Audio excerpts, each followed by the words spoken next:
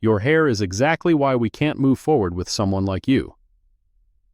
The words hang in the glass-walled conference room on the 42nd floor of Meridian Tech's Silicon Valley headquarters. Outside, morning fog rolls across the bay, but inside, the air crystallizes with something sharper than cold. The woman across the mahogany table doesn't flinch. Her locks are pulled back in an elegant bun, each strand perfectly maintained. She watches the man lean forward, his Armani suit pristine, his smile practiced. "Let me be very clear about what happens next," he continues, sliding her portfolio back across the table. "You have 30 seconds to leave this building before security escorts you out. And if you think about making trouble, filing some complaint, calling a lawyer, remember that we have cameras everywhere. We'll say you were aggressive, threatening. It's amazing what angles can suggest." She picks up the portfolio with steady hands. "Every second you sit there is another second closer to having you removed," Blake Harrison says, checking his Rolex. 25 seconds now." The woman stands slowly, deliberately, as if each movement follows some internal checklist. She photographs the diversity poster on the wall behind Blake's head, the one featuring smiling employees of every ethnicity under the words Meridian Tech, where innovation meets inclusion. "You're down to 15 seconds, Blake says. "I'll need my visitor badge returned," she says. "Security will handle that." 10 seconds. She turns toward the door, then stops. "One question. Do you make these threats to every black woman who interviews here, or am I special?" The security guard was already waiting outside. That's how confident Blake Harrison was that this would end exactly as he planned. Follow this story for more explosive revelations about corporate discrimination. Grace Monroe had arrived at Meridian Tech at 7:45 that morning, 15 minutes before her scheduled interview. She'd chosen her outfit carefully, a conservative Navy suit that had served her well in federal court, though Blake Harrison would never know that. Her locks were styled in a professional bun that had taken 40 minutes to perfect, each strand positioned with the same precision she used when crafting legal opinions. The lobby had gleamed with that particular Silicon Valley mixture of money and minimalism. White marble, living walls of ferns, a reception desk that looked more like modern art than furniture. The security guard had looked at her driver's license for too long, typed too many keystrokes for a simple visitor registration. "Purpose of visit?" he'd asked. "Interview with human resources." Another long look. More typing. "Take a seat. Someone will be with you." She'd waited 53 minutes.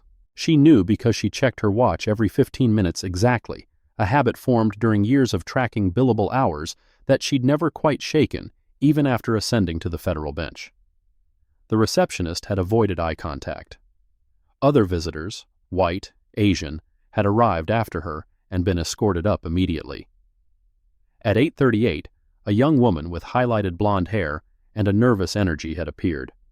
Ashley Cole, according to her badge, junior recruiter. "You must be..." Ashley had squinted at her tablet. "Grace Johnson?" "Yes." "There seems to be some confusion about your appointment time." "No confusion. 8 a.m., confirmed via email 3 times. Ashley's smile tightened. "Well, Mr. Harrison is very busy, but he can squeeze you in now." The elevator ride to the 42nd floor had been silent except for Ashley's periodic throat clearing. Grace noticed the younger woman repeatedly glancing at her hair, quick looks that darted away when Grace turned her head. "Is there something you'd like to ask?" Grace had said.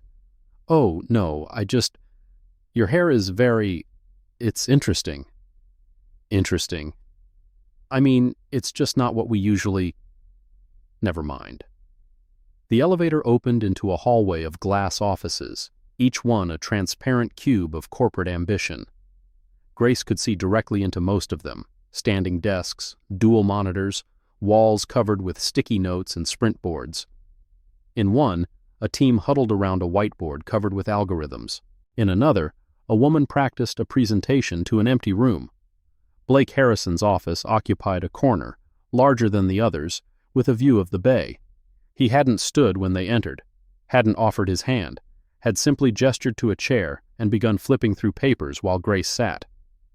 "Johnson?" he'd said finally. "That's your married name?" "No." "Boyfriend's name? Partner's?" "My name." He'd looked up then, studying her with the kind of assessment that wasn't trying to hide itself. His eyes had moved from her face to her hair, lingering there. "Harvard Law," he read from her resume. "Federal clerkship, deputy district attorney.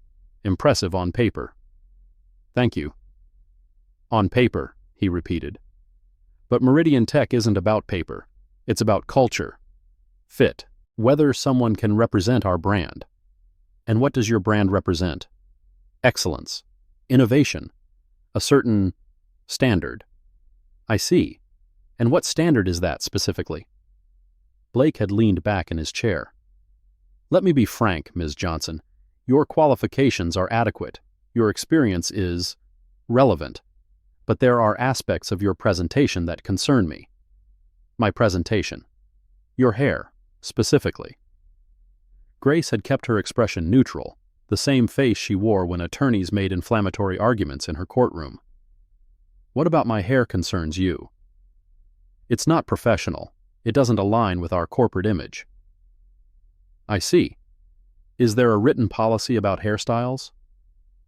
"It's not about policy. It's about judgment, culture, the ability to read a room." "And you believe my hair indicates poor judgment?" That's when Blake had stood, moved to the window, his back to her. "Let me tell you something about Silicon Valley, Ms. Johnson. We talk a lot about diversity. We put it on posters, websites, annual reports, but at the end of the day, business is business. Clients have expectations, investors have preferences, and someone who can't understand that, who walks in here with that thinking it's appropriate, that's someone who doesn't understand the game." "The game," Grace had repeated. "That's right. And you've already lost." He'd turned then, expecting to see hurt, anger, maybe tears. Instead, Grace was writing in a small notebook, her pen moving in the careful shorthand she'd developed over years of legal practice. "What are you writing?" Blake had asked. "Just notes, for my own reference." "Give me that." "No." The word had hung between them, simple and solid. Blake's face had flushed. "I said give me that notebook." And I said no. That's when he'd pressed a button on his desk phone. "Security to conference room 42B. Now." Grace had continued writing. "Before security arrives, Mr. Harrison, I'd like to confirm something. You're refusing to proceed with my interview because of my hair? I'm ending this meeting because you're being aggressive and non-compliant. I'm sitting in a chair, writing in my own notebook. You're trespassing. You've been asked to leave." "Actually, you haven't asked me to leave. You've threatened me, insulted me, and called security, but you haven't actually asked me to leave." Blake had moved then, quickly, reaching for her notebook. Grace pulled it back, a simple motion, but Blake stumbled slightly, his hand hitting the table. "She assaulted me," he'd said to no one, to the cameras he knew were recording. "You all saw that. She physically assaulted me." "I moved my notebook," Grace had said calmly. "You lunged at me and lost your balance." The security guard had appeared then, 6'4", former military by his bearing, hand already on his radio. "Sir?" "Escort Ms. Johnson out. Use whatever force necessary." "Ma'am," the guard had said, "I need you to come with me." Grace had stood slowly, collected her portfolio. "Of course. May I ask your name?" "Davies. Security Supervisor Davies." "Thank you, Mr. Davies. Just to clarify, you're escorting me out on whose authority?" "Mr. Harrison is Director of Human Resources." "I see. And Mr. Harrison, you're acting in your official capacity as Director of Human Resources for Meridian Tech?" "Obviously," Blake had snapped. "Just wanting to be clear." Grace had turned to the security guard. "Mr. Davies, has Mr. Harrison indicated that I've committed any crime?" Davies had looked uncomfortable. "Ma'am, please just come with me." Of course. They'd walked to the elevator, Davies staying 3 feet behind her, hand still on his radio. In the elevator, Grace had said, "Mr. Davies, how long have you worked security?" 15 years, ma'am. 10 here at Meridian." "You must have seen a lot." "I do my job." "I'm sure you do. Tell me, how often do you get called to escort interview candidates out?" Davies hadn't answered. In the lobby, Ashley Cole had been waiting, wringing her hands. "I'm so sorry about the confusion," she'd said, though it wasn't clear what confusion she meant. "No confusion," Grace had said. "Everything has been very clear." She'd handed over her visitor badge. Davies had walked her all the way to the parking garage, to her car, a modest Honda Civic that gave no hint of its owner's federal salary. "Ma'am," Davies had said quietly as she opened her door, "for what it's worth." "Yes?" "Nothing. Have a good day." Grace had sat in her car for exactly 5 minutes, making more notes. Then she'd driven 3 blocks, pulled into a Starbucks parking lot, and made a phone call. "Iris? It's Grace. You were right. It's worse than we thought." "How much worse?" "He told me my hair was unprofessional, called security, accused me of assault when I wouldn't hand over my personal notebook." "Jesus. Did you get it recorded?" "They have cameras everywhere. They did the recording for me." "You want to pull the plug?" "No. I want to go deeper. Can you run a PACER search? Every employment lawsuit against Meridian Tech in the past 5 years." "Already on it. Grace, be careful. If they figure out who you are..." "They won't. I'm just an angry black woman with inappropriate hair, remember? That's not funny." "It's a little funny. I need you to do something else. Pull the security footage from their lobby for this morning. Subpoena if necessary." "Looking for something specific?" "Timing. I want to show how long every visitor waited versus how long I waited." "Pattern evidence. Smart. I'll call you after the next interview." "Next interview? Grace, they just threw you out." "No, Blake Harrison threw Grace Johnson out. But Meridian Tech has 6 divisions, each with its own hiring process. I've got interviews scheduled with 3 other departments over the next 2 weeks. Under different names? Variations. G. Johnson for the technical division, Grace M. Johnson for marketing. They don't cross-reference until the final hiring stage." "How do you know that?" "Discovery from the Patel case. Their HR systems don't talk to each other. Blake Harrison just blacklisted Grace Johnson from his division, but the others won't know. This is either brilliant or insane." "Federal judges can't be insane. We're eccentric." "Grace." "I'm fine, Iris, really. But I need you to pull something else. Any internal emails from the last year mentioning hair, locks, braids, natural, or professional appearance. That's going to be thousands of documents." "Then we'd better get started." Grace had ended the call and driven home to her apartment in Palo Alto, a modest 2-bedroom that she'd kept even after her appointment to the federal bench. She could have afforded better, but conspicuous consumption had never been her style. The walls were lined with law books, the desk stacked with briefs. The only personal touches were a few family photos and a collection of African violets on the windowsill, each one meticulously maintained. She'd changed out of her suit, made herself a cup of tea, and opened her laptop. The email was waiting, from Ashley Cole, sent an hour after the interview. "Dear Ms. Johnson, thank you for your interest in Meridian Tech. After careful consideration, we have decided to move forward with other candidates whose qualifications better match our current needs. We wish you the best in your future endeavors. Please note that per our security protocols, you are no longer permitted on Meridian Tech property. Any attempt to enter our facilities will be considered trespassing under California Penal Code Section 602. Grace had forwarded the email to Iris with a single comment. They cited the wrong subsection. Her phone had rung immediately. "What do you mean, wrong subsection?" Iris had asked. "California Penal Code 602 has over a dozen subsections. They'd need to specify which one applies. Are they claiming I entered with intent to damage property? Interfere with business? They can't just cite the general statute." "You're enjoying this." "I'm doing my job." Your job is to sit on the federal bench and decide cases. My job is to ensure equal justice under law. Sometimes that requires fieldwork. Fieldwork. Is that what we're calling it? Would you prefer undercover investigation? I'd prefer you be careful. Blake Harrison isn't some small-time discriminator. His father is Harrison of Harrison, Klein and Associates, major law firm, major political connections. I know exactly who his father is. I denied his motion for summary judgment in the Valdez case last year. Grace. He doesn't know I was the judge. It was a written opinion. No hearings. This is getting complicated. Discrimination is always complicated. That's why it persists. This investigation would reveal a pattern of discrimination that reached the highest levels of Silicon Valley. The next morning, Grace had arrived at her chambers at the Federal Building at 6 a.m., 2 hours before her clerk would arrive.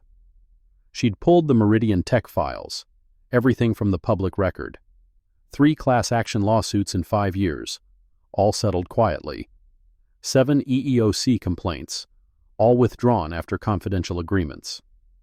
A pattern as clear as any she'd seen from the bench. Her phone had buzzed. Ethan Cross, the IT manager from Meridian Tech. She'd cultivated him carefully over the past 3 months, ever since the investigation began. He didn't know she was a judge. To him, she was a civil rights attorney working with the EEOC. Can't talk long, Ethan had said, but you need to know something. Blake Harrison just sent an email to all department heads about interview protocols. What kind of protocols? New screening procedures. For cultural fit, he attached photos. Photos? Of hairstyles, acceptable and unacceptable. Guess which column locks are in. He put that in writing? CC'd the entire executive team. Grace, this is evidence of... I know what it is. Can you forward it to me? Too risky from my work account, but I can read it to you. Go ahead.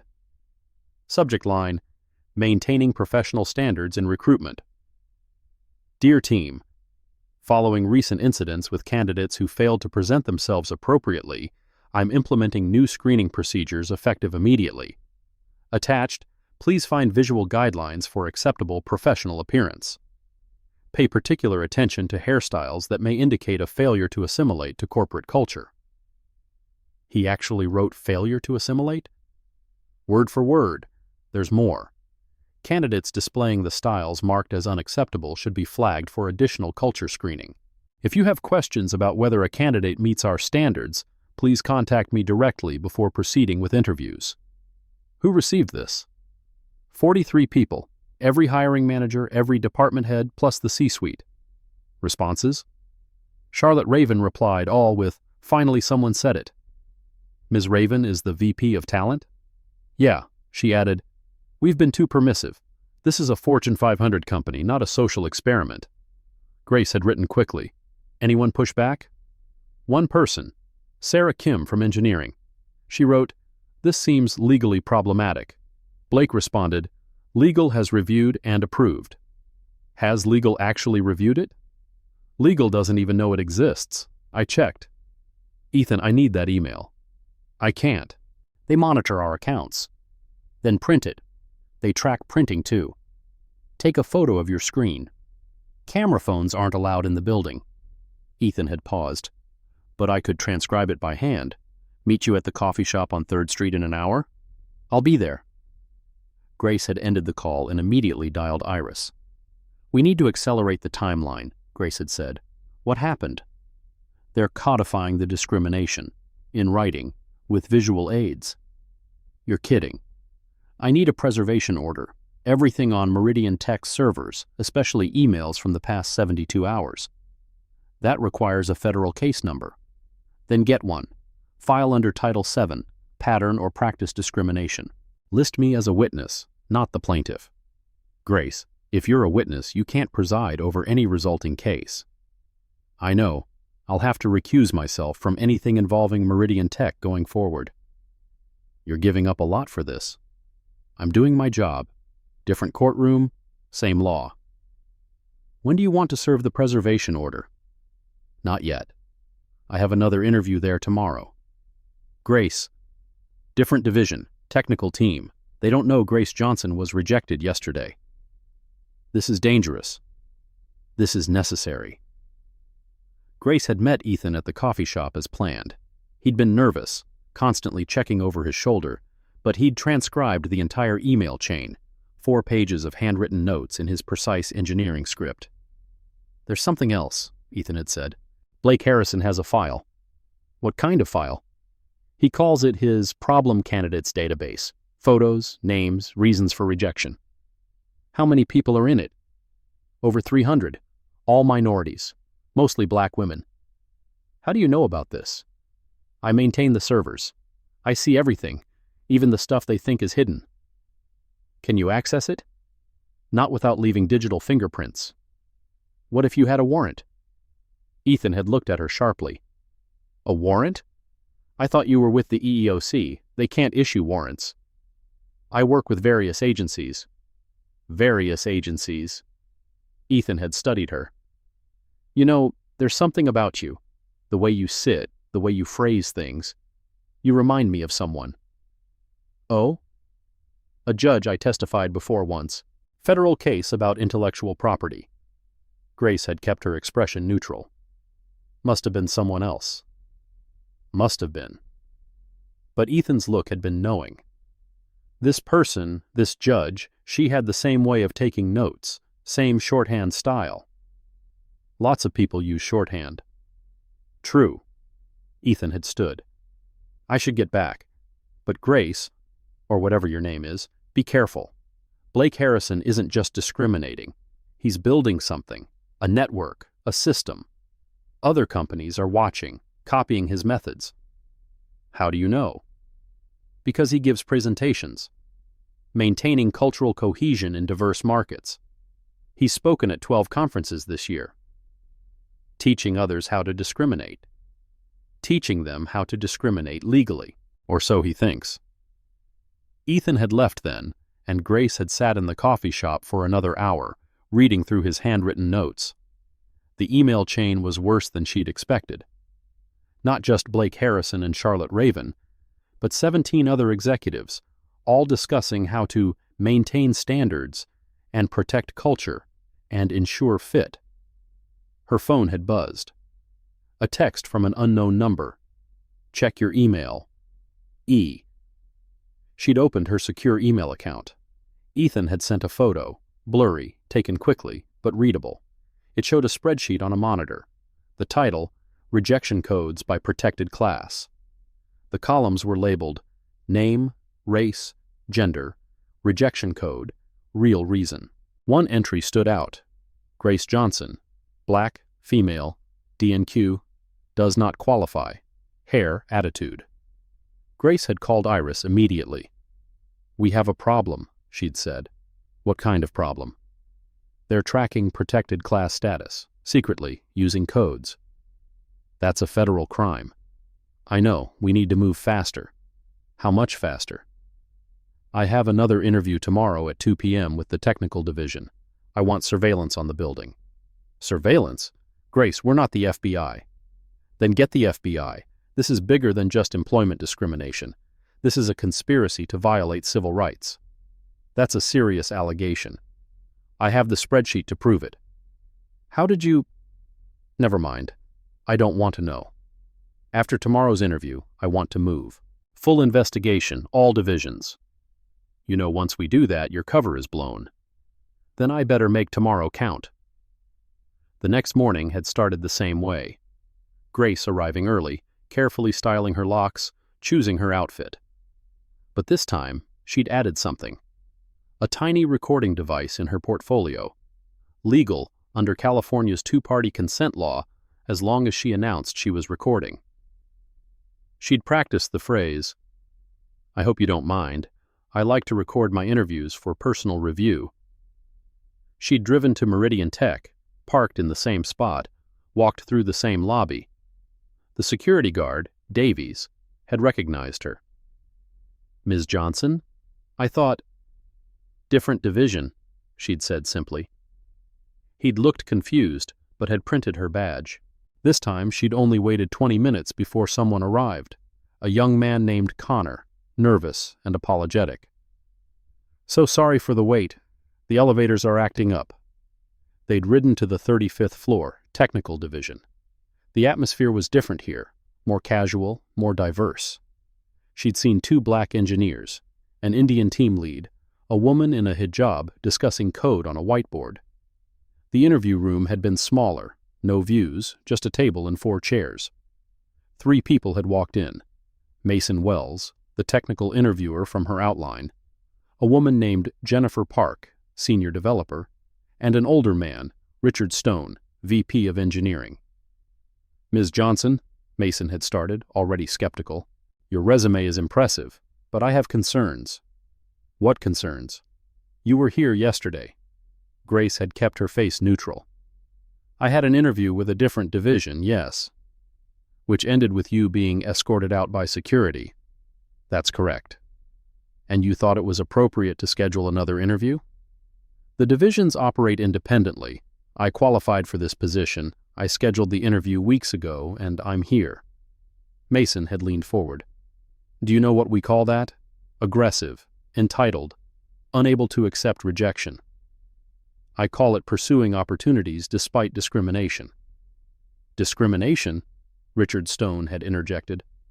"That's a serious accusation." "It's a serious situation.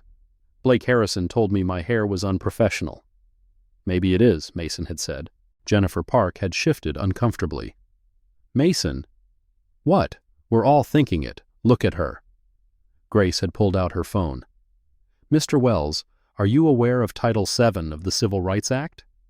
Don't threaten me with lawsuits." "I'm not threatening. I'm educating. Title VII specifically prohibits employment discrimination based on race, including racial characteristics such as hair texture and protective hairstyles." "You can't prove anything." "Actually," Grace had said, "I can. Mr. Wells, did you receive an email from Blake Harrison yesterday evening about interview protocols?" Mason's face had changed. "How do you know about that?" "Did you receive it?" "That's internal communication." "So, yes. And did that email include visual guidelines for acceptable and unacceptable hairstyles?" Richard Stone had stood up.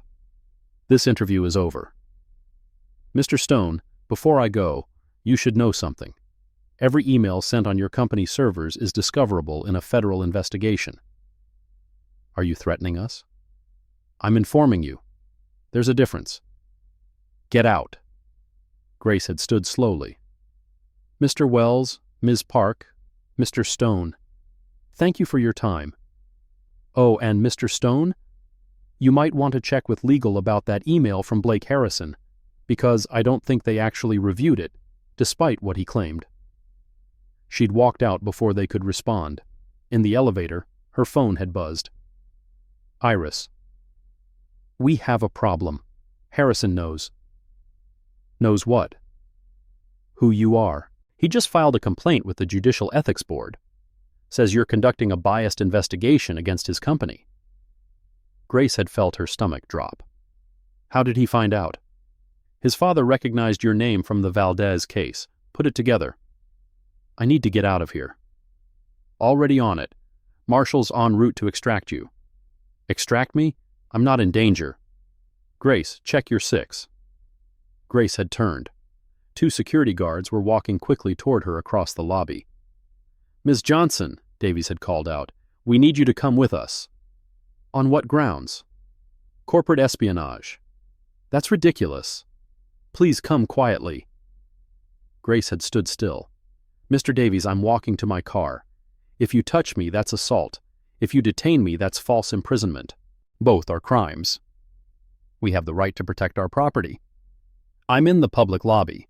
Unless you're making a citizen's arrest, which requires reasonable suspicion of an actual crime, you have no authority to detain me."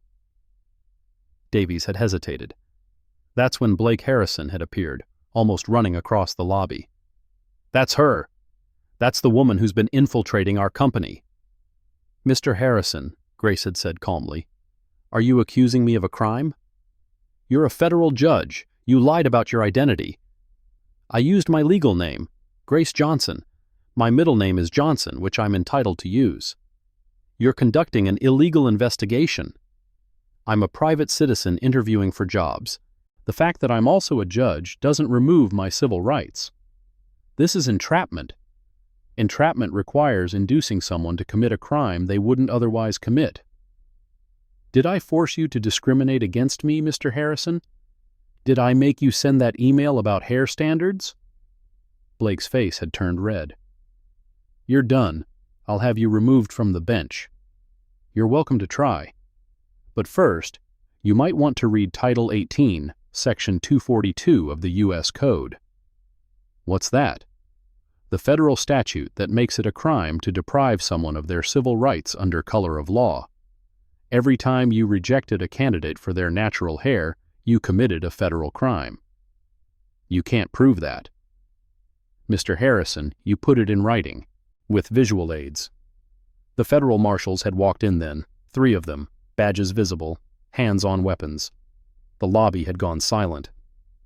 Judge Monroe, the lead marshal had said, we're here to ensure your safe departure. Thank you, Marshal Rodriguez. Blake Harrison had stepped back. Judge Monroe? That's correct. Judge Grace Monroe, Northern District of California. Mr. Harrison, you've been served. Rodriguez had handed Blake a sealed envelope. Federal Preservation Order. All emails, documents, and communications related to hiring practices at Meridian Tech are now evidence in a federal investigation. You can't do this. Actually, Grace had said, I can. I witnessed discrimination firsthand. I'm now a victim and a witness, which means I'm recused from any cases involving your company. But I'm also a citizen whose civil rights were violated. Twice. Charlotte Raven had appeared then, along with 6 other executives. What's going on? Ms. Raven, Grace had said. Perfect timing. Marshal Rodriguez, please serve Ms. Raven as well. This is harassment, Charlotte had shrieked. No, Ms. Raven. Harassment is telling 43 employees that my hairstyle indicates a failure to assimilate. That's the phrase you used, isn't it? The executives had exchanged panicked looks. Oh, yes, Grace had continued. We have the email, the one where you said Meridian Tech isn't a social experiment. Tell me, Ms. Raven, what exactly did you mean by that? I want a lawyer. You'll need one. Mr. Harrison, Ms. Raven, everyone who received that email yesterday, you're all potential defendants in a federal civil rights case. Oliver Sterling, the CEO, had pushed through the crowd. What the hell is happening in my lobby? Mr. Sterling, Grace had said, I'm Judge Grace Monroe. Your Director of Human Resources has been systematically violating federal employment law. Your VP of Talent has been supporting him, and your company has been tracking the protected class status of every rejected candidate. That's impossible. Check your servers, Mr. Sterling. Look for a file called Rejection Codes by Protected Class. Your IT department can help you find it. Ethan Cross had appeared at the edge of the crowd, his face carefully neutral. This is a setup, Oliver had said. No, Mr. Sterling. This is accountability. Your company has rejected over 300 minority candidates in the past 18 months. Want to guess how many white candidates with similar qualifications were hired? Get out of my building. Gladly, but know this. The FBI will be here within the hour. The EEOC is already drafting charges, and every person who was discriminated against is being contacted about a class action lawsuit. Grace had walked toward the door, the marshals flanking her. At the threshold, she'd turned back. Mr. Harrison, you asked me if I understood the game. I do. But you've been playing checkers while the federal government plays chess. Checkmate. The revelations from that morning would reshape Silicon Valley's hiring practices forever. Outside, Grace had gotten into the marshal's car, her hands finally shaking. Rodriguez had noticed. You okay, Judge? Fine. Just adrenaline. That was brave, what you did. That was necessary. Her phone had rung immediately. Iris. Are you safe? I'm fine. Did you file the case? Filed and assigned. Judge Chen pulled it. Good. He's thorough. Grace, there's more. We've gotten 17 calls in the past hour. From? Meridian Tech employees, all minorities, all wanting to report discrimination. 17? And counting. Grace, you've opened something huge. Then we better be ready for it. The marshal's car had driven her to the federal building, but Grace had asked to stop at the coffee shop first. Ethan was there, laptop open. Judge Monroe, he'd said quietly. You knew? I suspected when you asked about warrants. Confirmed it when I saw how you took notes. And you still helped? My sister applied to Meridian 3 times. Rejected every time. They told her she wasn't a culture fit. She's brilliant, MIT graduate, 15 years experience. But she wears her hair in braids. What's her name? Monica Cross. Tell her to call this number. Grace had written Iris's direct line on a napkin. Class action, she could be a lead plaintiff. What happens now? Discovery, depositions, probably a settlement that nobody admits fault but pays millions and agrees to monitoring. That's it? That's the civil side, the criminal side. That's different. Criminal? Conspiracy to violate civil rights. It's a federal crime. Blake Harrison and Charlotte Raven could face prison time. Really?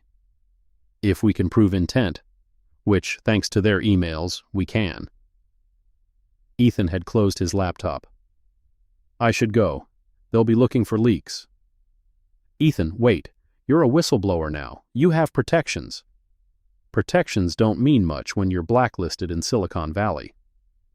Then maybe it's time Silicon Valley changed. Maybe. He'd stood. Judge Monroe, thank you for risking your career for this. I didn't risk my career. I did my job. After Ethan left, Grace had sat in the coffee shop, processing everything. Her phone had buzzed constantly. Messages from Iris, from the FBI, from the U.S. Attorney's Office. But one message had stood out, from an unknown number. You think you've won, but this is just beginning. BH. Blake Harrison wasn't going down without a fight. Grace had called Iris. We need protection. For you? For the witnesses. Blake Harrison just threatened me. If he's willing to threaten a federal judge, what will he do to the employees who come forward? I'll coordinate with the FBI. And Iris, pull Harrison's phone records. I want to know who he's been calling. Looking for something specific? Other companies. If he's been teaching this method, there's a network. We need to map it. This is becoming a RICO case. Maybe it always was. Grace had finally made it to her chambers, where her clerk, Timothy, was waiting with a stack of briefs for other cases. Your Honor, where have you been? You missed the status conference in Williams v. Tecton. Reschedule it. Judge, are you okay? You look... Timothy, I need you to pull every employment discrimination case filed in this district in the past 5 years. All of them? Every one.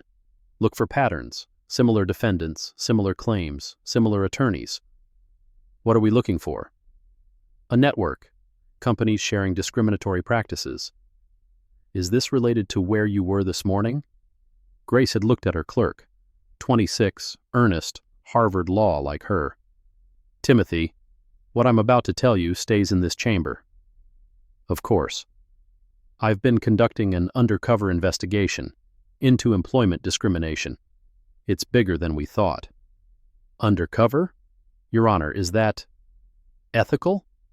I'm a citizen first, judge second.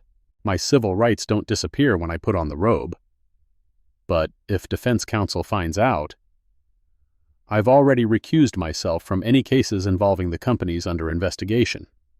Companies? Plural? That's what we need to find out. Timothy had started pulling files, and Grace had settled into the familiar rhythm of legal research. But her mind kept returning to Blake Harrison's threat. This was just beginning. But beginning of what? Her desk phone had rung. The chief judge. Grace, my chambers. Now. The walk to Chief Judge Patricia Williams's chambers had felt longer than usual. Patricia was waiting, along with 2 other judges and someone Grace didn't recognize. A woman in an expensive suit with the bearing of someone who usually got her way. Grace, sit, Patricia had said. Patricia had D. This is Lydia Blackwood from the Judicial Ethics Committee.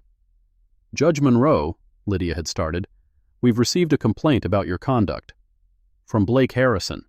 From multiple sources.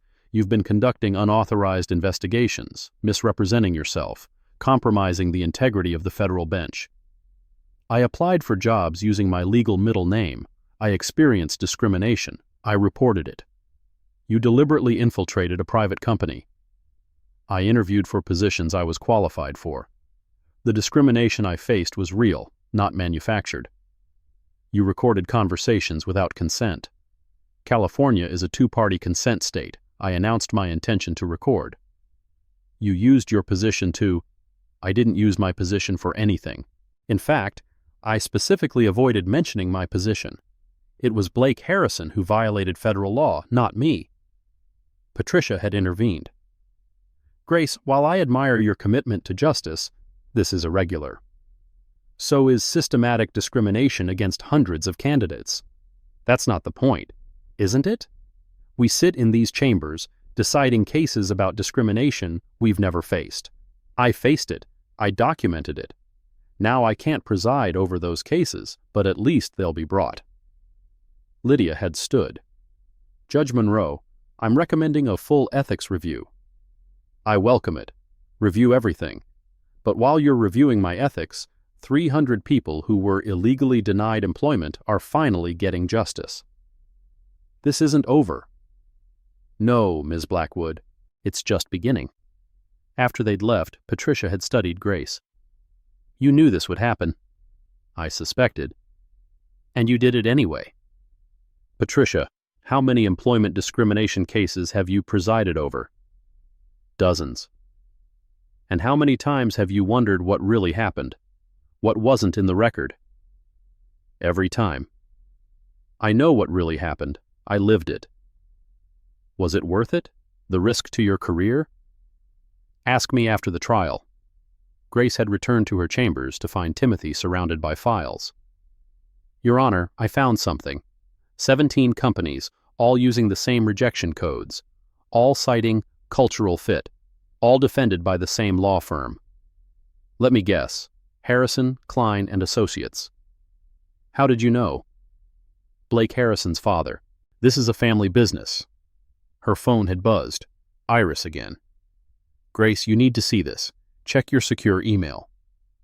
Grace had opened the email to find a video file. Security footage from Meridian Tech's lobby, but not from that day. The timestamp showed 6 months earlier. In the video, Blake Harrison was meeting with 5 other HR directors from different companies. The audio was muffled, but Grace could read lips well enough to catch phrases. Legal but effective. Plausible deniability. Maintain standards. Where did this come from? Grace had asked. Anonymous source. Delivered to the FBI an hour ago. Someone inside Meridian Tech is helping us. Multiple someones, apparently. We've received 14 more videos. Blake Harrison has been running seminars, teaching HR departments how to discriminate without getting caught. That's conspiracy. That's RICO. The full scope was staggering. Blake Harrison hadn't just discriminated. He'd built an entire system, a network of companies all using the same methods, the same codes, the same defenses.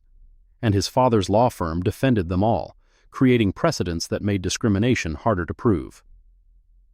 Grace had worked until midnight, mapping the network with Timothy. 17 companies became 23. 23 became 31. Tech companies, financial firms, consulting groups, an entire ecosystem of discrimination hiding behind words like culture and fit. Her phone had rung at 12:30. Unknown number. Judge Monroe? Who is this? Someone who wants to help. To check the news tomorrow morning. Blake Harrison is holding a press conference. About? About you. He's going to claim you seduced him to get information. What? He has a photo. Doctored, but convincing. You should prepare. Who are you? Someone who's tired of watching this happen. Blake Harrison destroyed my career 5 years ago. Said my natural hair was too ethnic.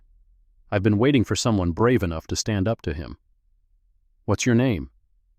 Tomorrow, Judge, after the press conference, when everyone sees what Blake Harrison really is. The line had gone dead. Grace had called Iris immediately. We have a problem. Another one? Blake Harrison is going nuclear. Press conference tomorrow. He's going to claim I seduced him. That's ridiculous. You were only in the building twice. He has photos. Doctored. From who? I don't know, but someone just called to warn me. This is witness tampering, obstruction of justice, defamation. This is desperation. He knows he's going down. What do you want to do? Let him hold his press conference. Grace? Trust me. The more he talks, the more he incriminates himself. Besides, I have an idea. Why do I feel like I'm not going to like this idea? Because you know me too well. Iris, can you get me the contact information for every person Meridian Tech rejected in the past 2 years? That's hundreds of people. Exactly. What are you planning? A counter press conference, same time as Blake's. Let him explain to the media why he rejected 300 qualified candidates who just happened to be minorities. That's brilliant. That's justice. Grace had finally gone home at 2 a.m., exhausted but wired. She'd made one more call to a number she hadn't used in years. Dad? It's Grace. Gracie? It's the middle of the night. I know. I just needed to hear your voice. What's wrong? Tomorrow, you're going to see things on the news about me. What kind of things? Lies, but also some truth. Dad, I've been investigating employment discrimination, personally. Personally how? Going undercover, applying for jobs, experiencing what our plaintiffs experience. Her father had been quiet for a long moment. Your mother would be proud. Grace's mother had died 5 years earlier, but she'd been a civil rights attorney in the 60s, when it was even more dangerous. You think? I know. She always said the law was just words until someone lived it. You're living it. It might cost me my career. Your career? Or your job? There's a difference? Your career is fighting for justice. Your job is being a judge. If you have to choose, choose your career. I love you, Dad. Love you too, Gracie. Give them hell. Grace had hung up and finally tried to sleep, but her mind kept racing, playing out scenarios, strategies, contingencies. Blake Harrison thought he could destroy her reputation. He didn't understand that reputation was nothing compared to righteousness. Her phone had buzzed one last time. A text from an unknown number, just an address and a time. Meridian Tech loading dock, 6 a.m., come alone. Grace had stared at the message.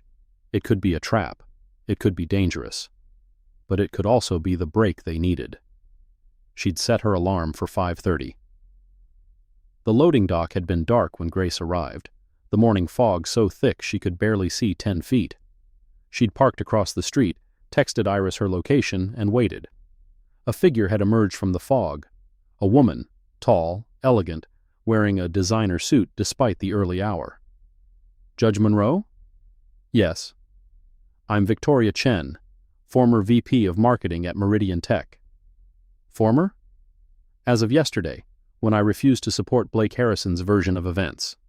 I've been with the company 12 years. I've watched him destroy careers, lives, futures. Enough. What do you have? Victoria had handed her a flash drive. Every email Blake Harrison ever sent about cultural fit, every spreadsheet tracking race and rejection codes, every presentation he gave to other companies, and something special, audio recordings of him coaching managers on how to reject minority candidates without triggering lawsuits. How did you... I've been recording him for 2 years, after he told me my promotion depended on straightening my hair. You're Asian. Half black. My father's Chinese, my mother's Nigerian. Blake never knew. I straightened my hair the day I started at Meridian, but I never forgot what I was hiding. This must have been painful. Painful? Judge Monroe, do you know what it's like to deny half of yourself every day? To listen to colleagues mock hairstyles your mother wore? To stay silent when they say things like those people and diversity hires? Why didn't you come forward sooner? Because I was a coward, because I had stock options, because I convinced myself I could change things from the inside. Victoria had laughed bitterly. But you can't change a system designed to exclude you. You can only burn it down. These recordings, are they legal? California Penal Code 632 allows recording when you reasonably believe evidence of a crime is being collected. You know the law. I went to law school, before Meridian Tech, before I decided money was more important than justice. It's not too late, isn't it? I sat in those meetings, Judge. I nodded when they rejected qualified black women. I said nothing when they laughed about ghetto names. I'm complicit. You're a witness, and witnesses can receive immunity. Victoria had looked at her sharply. Immunity? Cooperate fully, testify truthfully, and the U.S. Attorney might agree to immunity. I have one condition. What? I want to face Blake Harrison. In court. I want to look him in the eye when I testify. That can be arranged. Victoria had started to leave, then turned back. Judge Monroe? He's scared of you. Blake Harrison? Terrified. He's been up all night, calling lawyers, calling his father, calling everyone. He knows you have him. Then why the press conference? Desperation. He thinks if he destroys your credibility, the case falls apart. He's wrong. I know, because I'll be at your press conference, not his, with 14 other former Meridian Tech employees, all minorities, all wrongfully terminated or denied promotion. 14? And counting. We have a group chat. Started it last night after the news broke. Judge, you've started something. After Victoria left, Grace had sat in her car, processing the flash drive's contents on her laptop. The recordings were devastating. Blake Harrison coaching managers. Never say hair or appearance. Say professional bearing. Never say accent. Say communication style. Never write anything that could be construed as racial. Use codes. In one recording, he'd actually laughed. The beauty is, they can't prove intent. We're not saying we won't hire black people. We're saying we want cultural fit. And if our culture happens to exclude them, well, that's just unfortunate. Grace had forwarded everything to Iris with one word. Smoking gun. The press conference had been scheduled for noon. Blake Harrison had chosen the steps of Meridian Tech's headquarters, presumably for the imagery, the successful executive defending his company against a rogue judge. Grace had chosen the federal courthouse steps. The symbolism was different. Justice versus discrimination, law versus lawlessness. She'd arrived at 11:30 to find a crowd already gathering. 14 former Meridian Tech employees, as Victoria had promised, but also others. Dozens of others. People who'd been rejected from various companies, all holding signs. My hair is professional. Culture fit, ill discrimination. Judge Monroe fights for us. Iris had met her at the entrance. You ready for this? No, but that's never stopped me before. Blake's already started. He's claiming you pursued him romantically, that you used your position to pressure him. With what evidence? He has texts, fake but sophisticated. From what number? One registered to you, apparently. Grace had laughed. My federal phone? Personal. I haven't sent a personal text in 6 months. Check the records. Already did. The timestamps don't match. He's sloppy. Desperate people usually are. At exactly noon, Grace had stepped up to the microphones. The crowd had quieted. Good afternoon. I'm Judge Grace Monroe of the Northern District of California. Yesterday, I was ejected from Meridian Tech for having hair that Blake Harrison deemed unprofessional.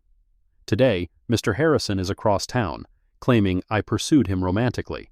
I have a simple response to that. She'd held up her phone, playing the audio Victoria had provided. Blake Harrison's voice had echoed across the plaza. The beauty is, they can't prove intent. We're not saying we won't hire black people. We're saying we want cultural fit, and if our culture happens to exclude them, well, that's just unfortunate. The crowd had gasped. "That," Grace had said, "is Blake Harrison teaching other companies how to discriminate.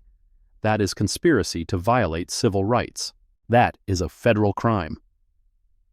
A reporter had shouted, "Judge Monroe, how do we know that recording is real?" Victoria Chen had stepped forward. "Because I recorded it. I'm Victoria Chen, former VP of Marketing at Meridian Tech. I recorded Blake Harrison for 2 years. I have hundreds of hours. Would you like to hear more?" She'd played another recording. "Black women always complain about hair discrimination. The trick is to make it about professionalism, not race. Document performance issues that don't exist. Create a paper trail. Make them unemployable." The crowd had erupted. Grace had raised her hand for silence. "Behind me are 14 former Meridian Tech employees. Each one was discriminated against. Each one was told they weren't a cultural fit. Each one has a story. But more importantly, each one has evidence." One by one, they'd stepped forward. Monica Cross, Ethan's sister. "I was told my braids were distracting." James Washington. "They said my natural hair was unkempt." Sarah Williams. "I was asked to tone down my blackness." Each person had held up documents, emails, recordings, evaluations. Evidence. A reporter from the Chronicle had asked, "Judge Monroe, aren't you compromised? You can't preside over these cases now." "You're right. I'm recused. But that's a small price to pay for exposing this network." Network? 31 companies, all using Blake Harrison's methods, all defended by his father's firm, all discriminating with impunity, until now. What happens now? U.S. Attorney Michael Chen had stepped forward. Grace hadn't known he'd be there. "I'll tell you what happens now," Michael had said. "The Department of Justice is opening a criminal investigation into conspiracy to violate civil rights. We're working with the FBI and EEOC. Every company that used these methods, every executive who participated, every lawyer who covered it up, they're all under investigation." Blake Harrison's press conference had been forgotten. Every reporter was at the federal courthouse. Someone had shouted, "There's Harrison!" Blake had been crossing the plaza, flanked by lawyers, trying to reach his car. The crowd had parted, creating a path, but also creating a gauntlet. 300 people, all watching him, all silent. He'd stopped in front of Grace. "You've destroyed everything," he'd said. "No, Mr. Harrison. You destroyed everything the moment you decided my hair made me less qualified. I just documented it." "This isn't over." "You're right. It's just beginning. Criminal charges, civil suits, federal monitoring. Your father's firm is under investigation. Your network is exposed. Your methods are public. You're done. I'll sue you for defamation. Truth is an absolute defense to defamation. Everything I've said is true. Everything you've said is lies." His lawyer had whispered urgently in his ear. Blake had turned to leave, then stopped. "Why?" he'd asked. "You're a federal judge.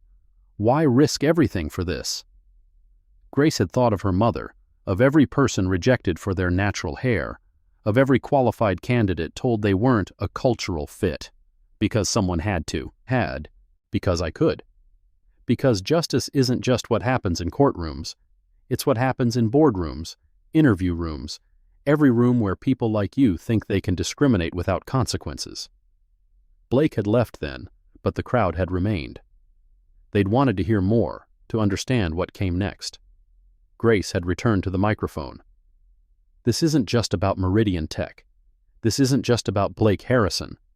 This is about every company that hides discrimination behind coded language. Every HR department that rejects qualified candidates for looking too ethnic. Every hiring manager who sees natural hair as unprofessional. The law is clear. Discrimination based on natural hair is racial discrimination. Title VII protects these characteristics. The Crown Act reinforces these protections, but laws mean nothing if they're not enforced. Today, we begin enforcing them. Today, we say that cultural fit cannot mean white culture. Today, we declare that professionalism includes all of us, as we naturally are." The crowd had erupted in applause, but Grace wasn't finished. To every company watching, we're coming for you, not with violence, not with destruction, but with the full force of federal law. Change your policies now, or we'll change them for you. To every person who's been rejected for your natural hair, document everything, save every email, record every conversation legally, build your case. Justice is coming. And to Blake Harrison, and everyone like him, you thought you were too smart to get caught. You thought your codes and carefully worded policies would protect you. You were wrong. We see you. We know what you're doing. And we're going to stop you. She'd stepped back from the microphone and the crowd had surged forward. Not aggressively, but desperately. They wanted to tell their stories, share their experiences, be heard. Grace had spent 2 hours listening, taking names, connecting people with Iris and the legal team. Each story was familiar, the coded rejections, the subtle humiliations, the clear message that they didn't belong. Finally, exhausted, she'd returned to her chambers. Timothy was there, along with 5 other clerks from different judges. "Your Honor," Timothy had said, "we want to help." "Help how?" "We've been researching every case, every company, every connection. We've found something." He'd pulled up a chart on his laptop. It looked like a spider web, with Harrison Klein and Associates at the center. "They don't just defend these companies," Timothy had explained. "They train them. They have a whole division dedicated to compliance training that's actually discrimination training." "How many companies?" 73 that we've confirmed, maybe more." Grace had stared at the screen. It was bigger than even she'd imagined. "Your Honor," one of the other clerks had said, "we've also found financial connections. These companies all use the same investment firms, the same board members. It's not just a legal network, it's financial. They're protecting each other, more than that, they're profiting from discrimination. The investment firms specifically target companies with strong cultural cohesion. That's code for—" "I know what it's code for." Grace had stood. "Send everything to the U.S. Attorney. And the SEC. The SEC? Securities fraud. If they're misrepresenting their hiring practices to investors, claiming diversity while systematically discriminating, that's fraud." Timothy had smiled. "You're going after them from every angle. That's the only way to kill a hydra. Cut off every head at once." Her phone had rung. The chief judge. "Grace, my chambers, now." This time, Patricia had been alone. "Sit," she'd said. That was quite a press conference. It needed to be said. "The Judicial Ethics Committee is furious. Let them be." "Grace, they want you to step down." "From the case? I've already recused." "From the bench." The words had hit like a physical blow. "They think I've compromised the integrity of the judiciary? They think you've become an activist instead of a judge. I've become a victim who happens to be a judge. Should I have stayed silent? Let Blake Harrison discriminate without consequences? You could have filed a complaint, gone through proper channels. The proper channels that have failed hundreds of people? The same channels Blake Harrison learned to manipulate?" Patricia had sighed. "I'm not saying you're wrong. I'm saying you've put us all in a difficult position." "Then let me make it easier. I'll take a leave of absence, temporary, until the criminal cases are resolved. And then? Then we'll see if the judiciary values justice or just its reputation." "Grace." "Patricia, my mother marched with Dr. King. She was arrested 5 times for sitting at lunch counters. She always told me that justice delayed is justice denied. I'm tired of delaying. This could end your career. Or it could begin it." Grace had submitted her leave of absence request that afternoon. Within an hour, it had been granted. Within 2 hours, the news had broken. Federal judge steps down to fight discrimination. The reactions had been immediate and polarized. Conservative outlets called her a rogue activist judge. Progressive outlets called her a civil rights hero. Legal scholars debated the ethics, but the people, the hundreds who'd been discriminated against, they called her hope. That evening, Grace had met with the full legal team. 15 attorneys from the DOJ, 20 from private firms working pro bono, 5 from the ACLU. The war room looked like a command center. Michael Chen had laid out the criminal strategy. We have enough for conspiracy charges against Blake Harrison, Charlotte Raven, and 6 others. Harrison's father is more complicated, attorney-client privilege, but we're working on it. What about the other companies? FBI is raiding 17 offices tomorrow morning. Simultaneous, coordinated. We're seizing servers, documents, everything. They'll destroy evidence tonight. Already covered. We got emergency preservation orders 3 hours ago. Any destruction is now obstruction of justice. Iris had presented the civil strategy. 342 potential plaintiffs so far. We're organizing them into a class action against Meridian Tech, with separate suits against the other companies. Settlement? They've already reached out, offering $50 million. For 300 people? That's insulting. That's an opening offer. We're countering at $500 million, plus structural reforms. What reforms? Federal monitoring for 5 years, mandatory training on Title VII, transparent hiring data published quarterly, and Blake Harrison permanently barred from any HR role. He'll never agree to that. He will when he's facing 20 years in federal prison. The meeting had continued past midnight, strategies refined, assignments distributed. Grace had felt the familiar rhythm of complex litigation, but amplified. This wasn't just a case, it was a movement. Her phone had buzzed. Unknown number. Judge Monroe? This is Oliver Sterling. Mr. Sterling, calling to threaten me? Calling to negotiate. I'm not part of the official legal team anymore. I'm a witness. You're the catalyst. Nothing happens without your agreement. Then here's my agreement. Full admission of wrongdoing. Not a settlement with no fault admitted. Real acknowledgement. That exposes us to unlimited liability. You exposed yourself when you allowed Blake Harrison to discriminate against hundreds of people. I didn't know. You didn't want to know. Different thing entirely. What if I testified? Against Blake? Grace had paused. You'd turn on your own HR director? He lied to me. Said legal approved everything. Said it was all above board. And you believed him? I wanted to believe him. Our diversity numbers were terrible. He said he could fix them without actually changing anything. You mean without actually hiring minorities? Yes. Mr. Sterling, if you testify truthfully, fully, without reservation, the U.S. Attorney might offer you a cooperation agreement. Immunity? Reduced charges. You'd still face civil liability, but criminal charges might be limited. I need to think about it. Think fast. The FBI raids start in 8 hours. Oliver had hung up, and Grace had finally gone home. But sleep wouldn't come. Every time she closed her eyes, she saw Blake Harrison sneer, heard his voice. Your hair is exactly why we can't move forward with someone like you. At 3 a.m., her phone had rung. Ethan Cross.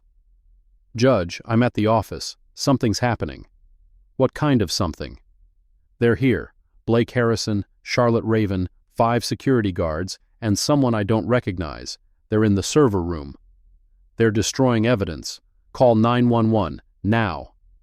Already did. But Judge, I can see what they're doing. They're not destroying evidence. They're planting it. What? They're uploading files to your interview record, making it look like you applied multiple times under different names, like you stalked Blake. Can you document this? I'm recording everything on my phone.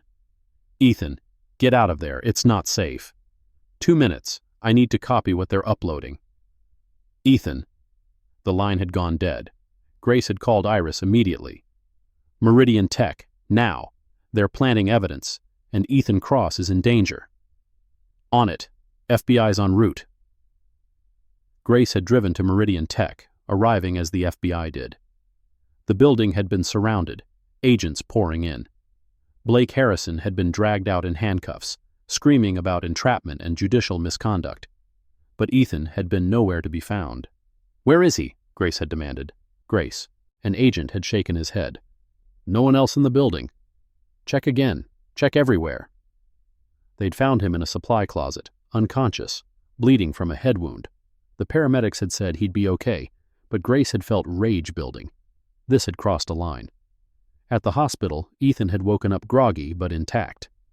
Did you get it? He'd asked immediately. The evidence? Ethan, you could have been killed. Did you get it? Yes. Your phone was still recording. We have everything. He'd smiled. Then it was worth it. No job is worth your life. It's not about the job. It's about my sister. About everyone who was told they weren't good enough because of how they look. Blake Harrison needs to pay. He will. Promise? I promise. The next morning's raids had been spectacular. 17 companies, hundreds of agents, live coverage on every network. The scope had stunned even seasoned journalists. This wasn't just discrimination. It was organized crime. Blake Harrison had been charged with conspiracy to violate civil rights, obstruction of justice, destruction of evidence, assault, and false imprisonment. Charlotte Raven had been charged as a co-conspirator. 6 other executives faced various charges. But the real bombshell had come from Oliver Sterling's testimony. Blake Harrison didn't just discriminate, he'd told the grand jury. He sold discrimination. He had a consulting company on the side teaching other corporations his methods for $500,000 per engagement. How many engagements? The prosecutor had asked. 43 that I know of. The investigation had exploded outward. 43 more companies, thousands more victims, millions in consulting fees that looked suspiciously like racketeering. Grace had watched from the gallery as Blake Harrison was arraigned. He'd pleaded not guilty, of course, his father beside him, arguing for bail. Your Honor, Harrison Sr. had argued, my client is a respected member of the business community with no criminal history. Your client, Judge Chen had responded, is accused of systematically violating the civil rights of hundreds of people and teaching others to do the same. Bail is set at $5 million. Surrender your passport. Blake had turned as he was led away, catching Grace's eye. She'd expected anger, but what she saw was fear. Real, bone-deep fear. He finally understood that his network, his system, his carefully constructed discrimination machine, was falling apart. Outside the courthouse, the crowd had grown. Not just victims now, but allies. Other judges who supported Grace, lawyers offering pro bono help, citizens demanding justice. A young black woman had approached Grace, natural hair in beautiful twists. Judge Monroe, I'm Alexis. I interviewed at Meridian last year. They told me I was too urban. I gave up. Straightened my hair, changed how I talked, became someone else. I'm sorry. Don't be sorry. Be proud. You've shown us we don't have to change. They do. What started as one woman's stand against discrimination had become a movement that would reshape corporate America. As Part 1 ends, Grace stood on the courthouse steps, looking out at the crowd. The investigation was expanding. More companies were being exposed. More victims were coming forward. Blake Harrison's network was unraveling, but she knew this was just the beginning. Her phone buzzed. A message from Victoria Chen. Found something else in the files. Blake wasn't working alone. There's someone above him, someone bigger. Codename, Architect. Grace stared at the message. The architect. Someone who designed the entire system. Someone who taught Blake Harrison. Someone still out there. The war against discrimination wasn't over. It was just beginning. The war room at the U.S. Attorney's Office had become Grace's second home. 3 weeks had passed since Blake Harrison's arrest, and the investigation had metastasized into something nobody had anticipated. The wall was covered with photos, documents, and string connecting dozens of companies in a web that looked more like organized crime than corporate HR. The architect, Michael Chen said, pointing to a blank space at the center of the web. Everything leads back to this person, but we have no name, no face, nothing. Grace studied the patterns. Blake Harrison learned from someone. His methods are too sophisticated, too systematic to be self-taught. His father? No. Harrison Sr. is old-school discrimination, country clubs and handshake deals. This is algorithmic, scientific. Iris walked in with a box of files. These just came from the Meridian Tech seizure, internal communications going back 10 years. Anything about the architect? Not by that name, but there are references to consultation with upstream partners and methodology alignment meetings. Grace pulled a file, scanning quickly. Look at this. Email from Blake to Charlotte Raven, dated 3 years ago. The framework we discussed with AS is yielding incredible results. Minority applications down 40%, but our lawyers say we're bulletproof. AS? Michael asked. Could be initials. Run them against all known associates, Grace said.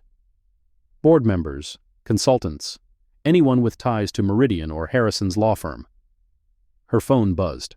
Ethan Cross, calling from a secure line. Judge, I found something. Remember how I said Blake had a problem candidates database? Yes. It's not his. He's accessing it remotely. The actual server is somewhere else. Where? Working on it. But Judge, this database has entries from 53 companies, all using the same rejection codes, all feeding data to the same source. They're pooling discriminatory data? Worse. They're using it to train an AI, a machine learning model that automatically flags undesirable candidates based on names, addresses, education patterns. They're automating discrimination. Grace felt her stomach turn. Can you trace the server? Give me 48 hours. She hung up and turned to the team.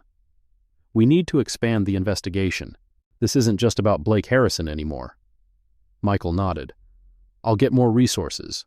But Grace, you know you can't be officially involved. You're on leave, and you're a witness. I'm a citizen providing information to law enforcement. You're walking a very thin line. Good thing I have excellent balance. That afternoon, Grace met Victoria Chen at a cafe in Palo Alto. Victoria looked exhausted but determined. I've been going through my old files, Victoria said. I found something. Board meeting minutes from 5 years ago. There's mention of a consulting firm, Strategic Cultural Management, SCM. Never heard of them. Because they don't advertise. No website, no public presence. But they invoice Meridian for $2 million a year. For what? Organizational optimization and cultural coherence consulting. That's a lot of money for buzzwords. It's a lot of money for discrimination training. Victoria pulled out a laptop. I did some digging. SCM is registered in Delaware, but the actual address is a P.O. box. The only name on the incorporation documents is A. Steinberg. A.S., Grace breathed. The architect. There's more. A. Steinberg isn't just consulting for Meridian. I found invoices to 30 other companies, all in the network. We need to find this person. Already did. Victoria turned the laptop around. Dr. Angela Steinberg, former professor of organizational psychology at Stanford, published papers on maintaining cultural homogeneity in diverse markets and the economic benefits of workforce uniformity. Grace stared at the photo, a woman in her 60s, silver hair, piercing eyes, the kind of face that suggested she was always the smartest person in the room. She's been teaching companies how to discriminate for 20 years, Victoria continued, making millions doing it. And she's smart enough to stay removed from the actual discrimination. She just provides the framework. Plausible deniability. Exactly. Blake Harrison is her student. He implements her theories, takes the risk, while she collects consulting fees. Where is she now? That's the interesting part. She's scheduled to speak at Meridian's board meeting next week. Annual presentation on cultural strategy. Grace smiled slowly. The board meeting Oliver Sterling mentioned, the one where they were going to discuss my hiring. You were never going to be hired. The board meeting was about damage control after your interviews. When is it? Thursday, 2 p.m. Meridian headquarters, Boardroom on the 50th floor. I need to be there. Grace, you're persona non grata at Meridian. Security has your photo. I'm also a federal witness in an active investigation. If the U.S. attorney subpoenas me to appear— Victoria laughed. You're going to crash their board meeting with a federal subpoena? I'm going to do better than that. I'm going to expose the architect in front of everyone who's been paying her to teach them how to discriminate. The next 2 days were a blur of legal maneuvering. Michael Chen worked with the FBI to prepare surveillance warrants. Iris coordinated with the EEOC for emergency injunctions. Grace worked with the tech team to trace the discrimination AI that Ethan had discovered. Then, 41 hours after his call, Ethan delivered. Found it, he said, walking into the war room with a laptop and a triumphant expression. The server is in a data center in San Jose, registered to SCM. But here's the beautiful part. They never deleted the training data. What do you mean? The AI model they built? It has a complete training history. Every rejection, every flag, every discriminatory decision from 53 companies over 8 years. Names, photos, reasons for rejection. It's all there. That's evidence of systematic, coordinated discrimination affecting over 12,000 people. Michael whistled. That's not just civil rights violations. That's a RICO case. Can we access it legally? Grace asked. With a warrant? Absolutely. The data center will comply with a federal subpoena. Then let's get one. I want that server seized before the board meeting. Michael hesitated. Grace, if we move too early, they could destroy evidence. They don't know we know about the server, but we need to time this perfectly. She turned to the wall map. Thursday, 2 p.m., the board meeting. That's when we strike. All of it? Everything. Raids on SCM, seizure of the AI server, arrests at the board meeting, simultaneous, coordinated, public. You want to arrest Angela Steinberg at the board meeting? I want to expose her in front of every executive who's been paying her to teach them how to break federal law. I want them all to watch their architect fall. Wednesday night, Grace couldn't sleep. She reviewed every document, every email, every piece of evidence. The case was solid, but something nagged at her. Angela Steinberg had been doing this for 20 years. She was too smart to leave herself exposed. Her phone rang at 1 a.m. Unknown number. Judge Monroe? The voice was older, cultured, with a slight German accent. Dr. Steinberg. Very good. I thought we should talk before tomorrow's unpleasantness. Unpleasantness? Is that what you call federal conspiracy charges? I call it a misunderstanding. You see, I'm an academic. I provide theoretical frameworks. What companies do with those frameworks is their choice. You teach them how to discriminate. I teach them how to maintain cultural coherence. If that happens to exclude certain populations, that's an unfortunate side effect. That's discrimination. That's business. Judge Monroe, you're an intelligent woman. Surely you understand that forced diversity weakens organizations. I understand that you've made millions teaching companies how to violate federal law. Prove it. I don't have to. The FBI will do that tomorrow. Angela laughed softly. You think you've won, but I've been doing this since before you were born. Every document is carefully worded. Every consultation is framed as theoretical. You'll find nothing actionable. We found your AI. Silence. Then, what AI? The one trained on discriminatory data from 53 companies. The one that automates rejection of minority candidates. The one with your name on the server registration. That's not mine. That's SCM's. You are SCM. SCM is a corporation with multiple stakeholders. Shell companies don't make you innocent, Dr. Steinberg. They make me insulated. But here's what you don't understand, Judge. Even if you take me down, the system remains. I've trained hundreds of executives. The methods are embedded in corporate culture now. You're fighting human nature. I'm fighting discrimination. Same thing, in many people's minds. But I called to make you an offer. I'm listening. Walk away. Take your symbolic victory with Blake Harrison. Let the small fish fry, but leave the system intact. In exchange, I'll ensure no company in my network ever discriminates against you personally again. You think this is about me? Isn't it? You were humiliated, rejected, insulted. This is revenge dressed as justice. Grace thought of all the people who'd been rejected, all the careers destroyed, all the dreams deferred. This is justice, Dr. Steinberg, and tomorrow you'll face it. We'll see, Judge Monroe, we'll see. The line went dead. Grace immediately called Michael. She knows. About the raid? About everything. She's going to run or destroy evidence. I'll get teams in position now. No, wait. She called to rattle me, but she also revealed something. She's confident. Too confident. She thinks she's protected. By what? Or by whom? Michael, who serves on Meridian's board? Checking. Sterling, obviously, plus, holy shit. What?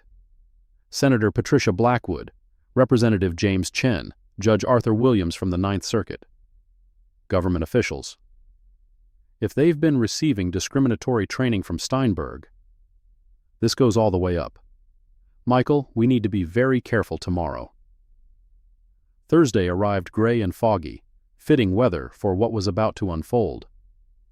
Grace arrived at the federal building at 6 a.m. to find it buzzing with activity. FBI agents, U.S., attorneys, EEOC investigators, all preparing for the coordinated strike. Michael briefed the teams.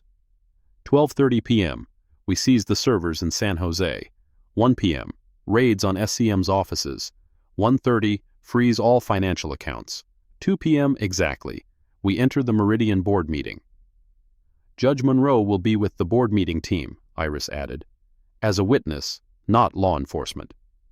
Grace nodded. I want to see Angela Steinberg's face when she realizes it's over. At 1:45, Grace stood outside Meridian Tech with a team of FBI agents and U.S. Marshals. She wore her best suit, not trying to hide who she was anymore. The security guard at the desk went pale when he saw her. Judge Monroe, you're not allowed. Marshal Rodriguez stepped forward. Federal warrant. We're entering the building. They rode the elevator in silence. 50 floors up, the city spread below them, fog rolling over the bay like Judgment Day approaching. The boardroom doors were closed. Through the glass, Grace could see them all.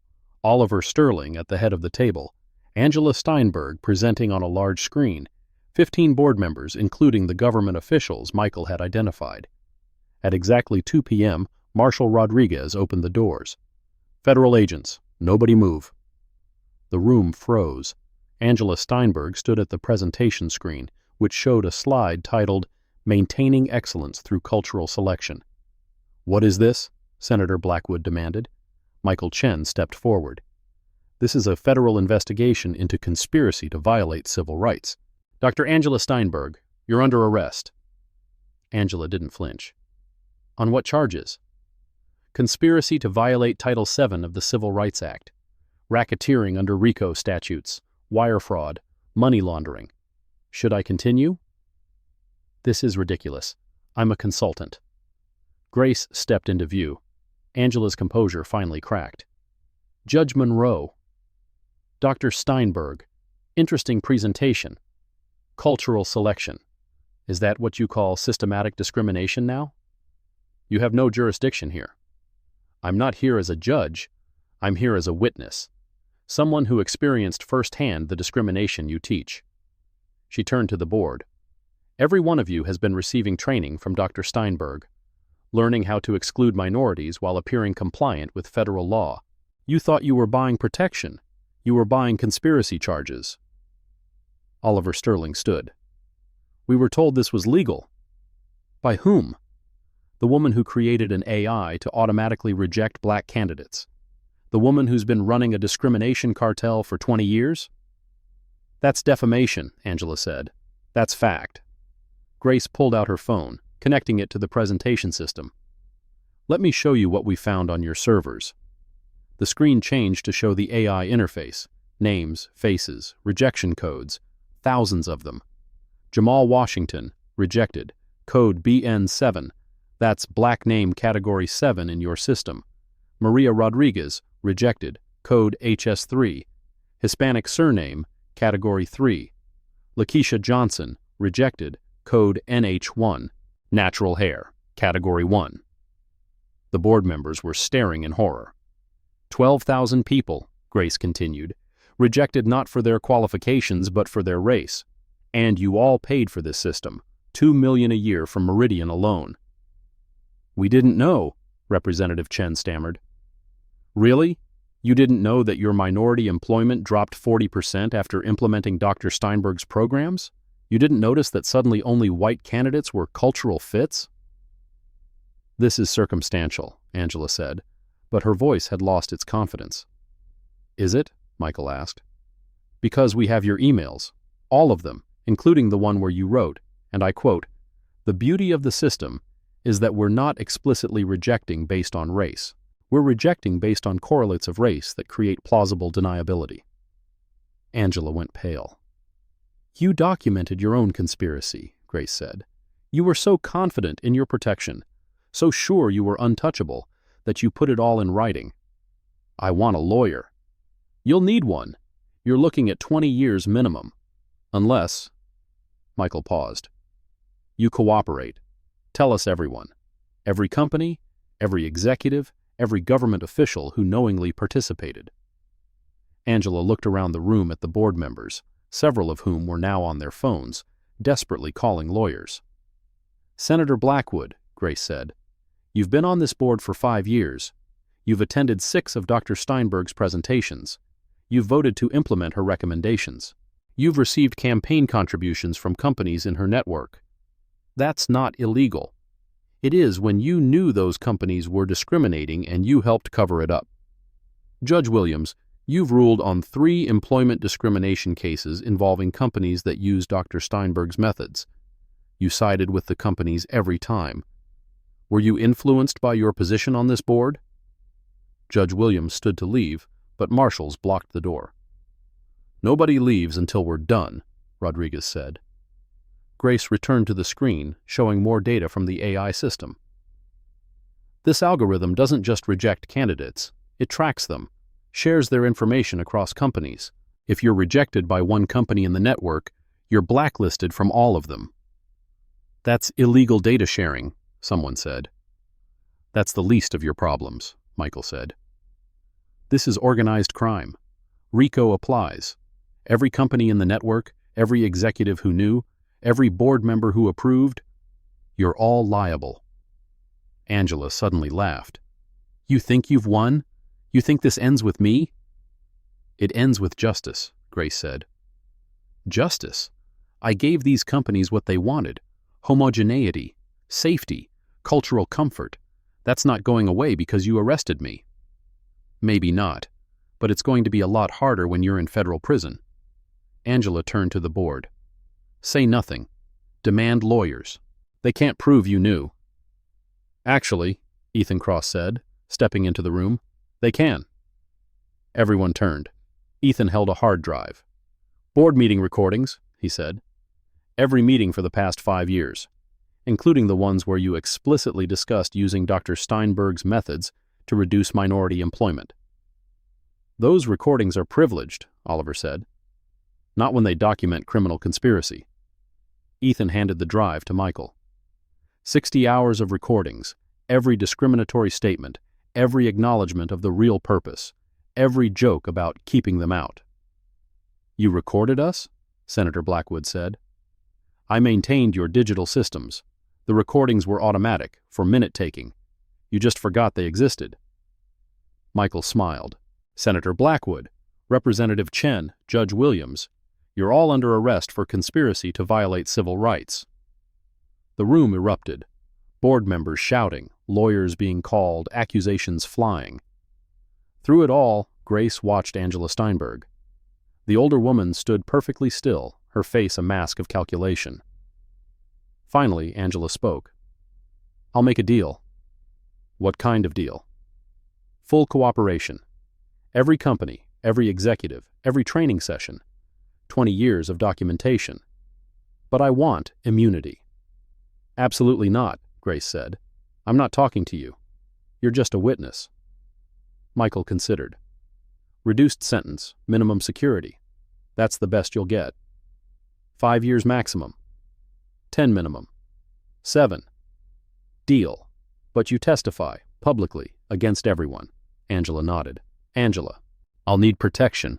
These people won't be happy. These people are about to be too busy with their own prosecutions to worry about you. The arrests took 3 hours. One by one, board members were read their rights, processed, and removed. Oliver Sterling was last, looking defeated. Judge Monroe, he said as he was led past, I really didn't know how bad it was. You knew enough. You knew it was wrong, and you did it anyway. I was just trying to protect the company culture. Whose culture? Not mine. Not the thousands you rejected. You were protecting discrimination and calling it culture. As the boardroom emptied, Grace stood at the window, looking out at the city. Iris joined her. It's done, Iris said. 17 arrests today. More coming. It's not done, it's started. Every one of these people will have expensive lawyers. The trials will take years. Some will get off on technicalities. But the system is exposed. One system. How many more are out there? How many Angela Steinbergs are teaching discrimination in other industries? You can't fight them all, Grace. No, but I can fight the ones I find. Her phone buzzed. A text from Timothy, her clerk. Judge Williams recused himself from all pending cases. Chief Judge wants you back Monday. They're lifting my suspension? Grace asked, showing Iris the message. Makes sense. With Williams compromised, they need you. I can't go back to business as usual, not after this. Then don't. Use your position differently. Grace considered this. A federal judge who'd experienced discrimination firsthand, who understood what plaintiffs faced, who knew how companies hid their crimes. There's something else, Iris said.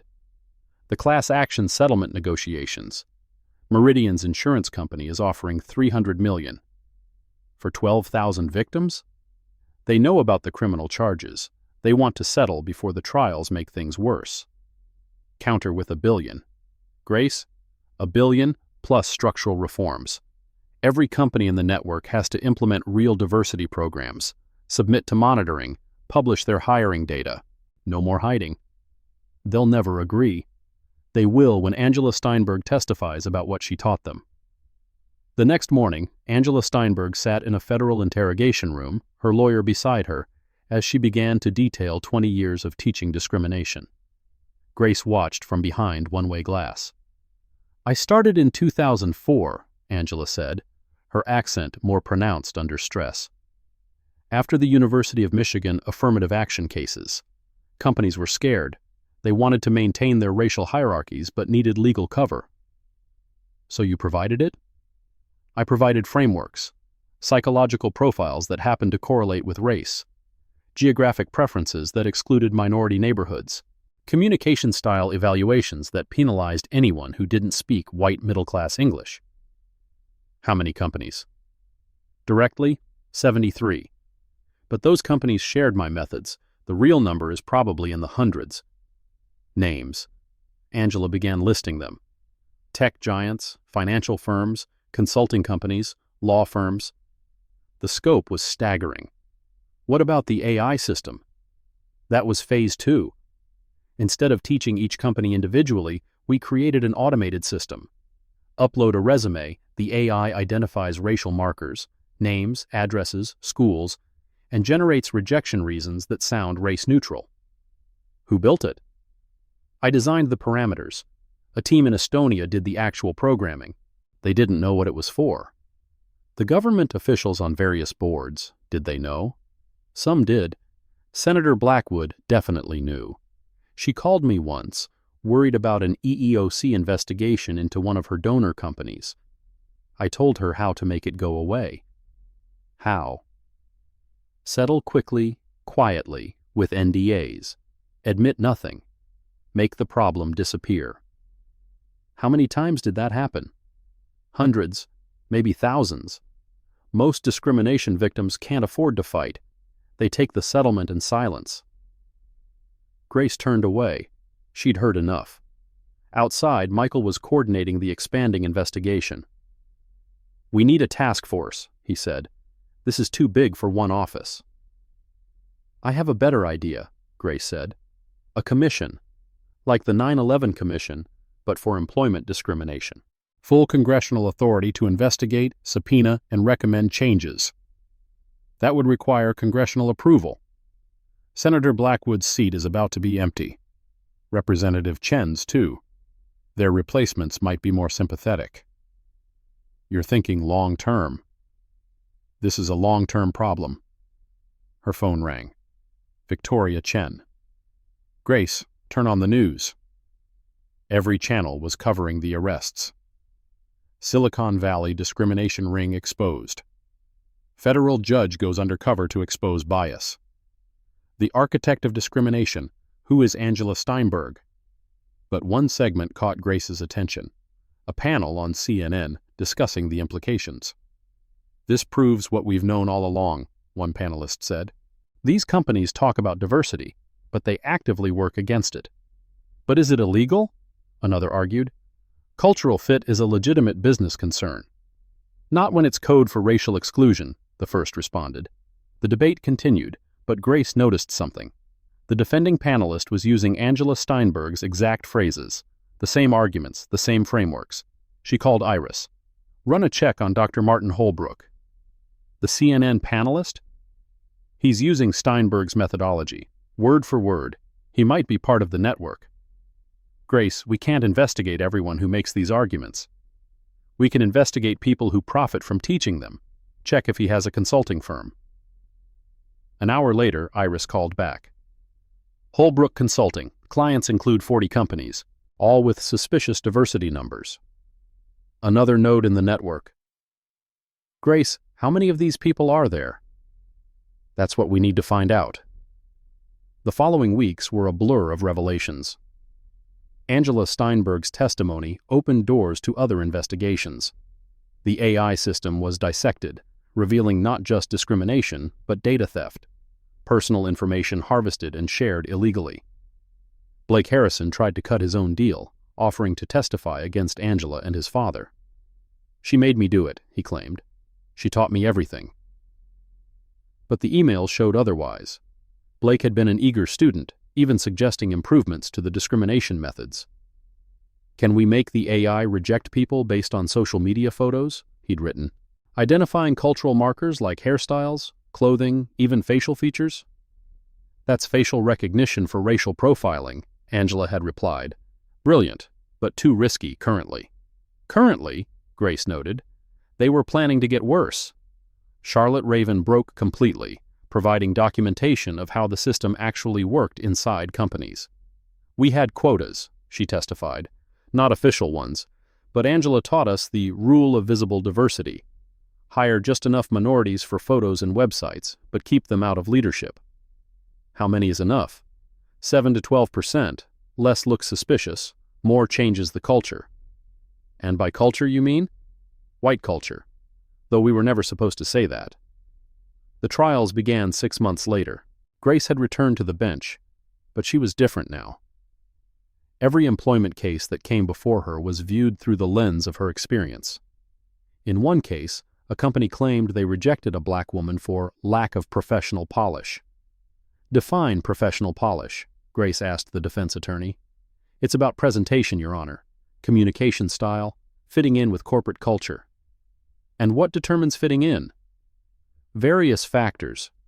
Hair, name, address, the same factors Angela Steinberg taught companies to use." The attorney went pale. "Your Honor, that's not—" "Counselor, I've heard every code word, every euphemism, every carefully crafted excuse. If you're going to discriminate in my courtroom, at least have the courage to admit it." The case settled within a week, but the real victory came a year later. The Employment Fairness Act of 2025 passed in the wake of the scandal.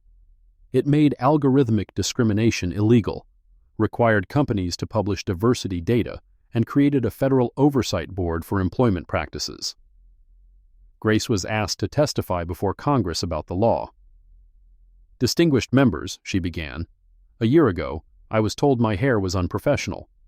That single statement led to the exposure of a nationwide conspiracy to exclude minorities from employment. But for every conspiracy we uncover, how many remain hidden? This law is a start, not a solution. It makes the most egregious discrimination illegal, but discrimination adapts.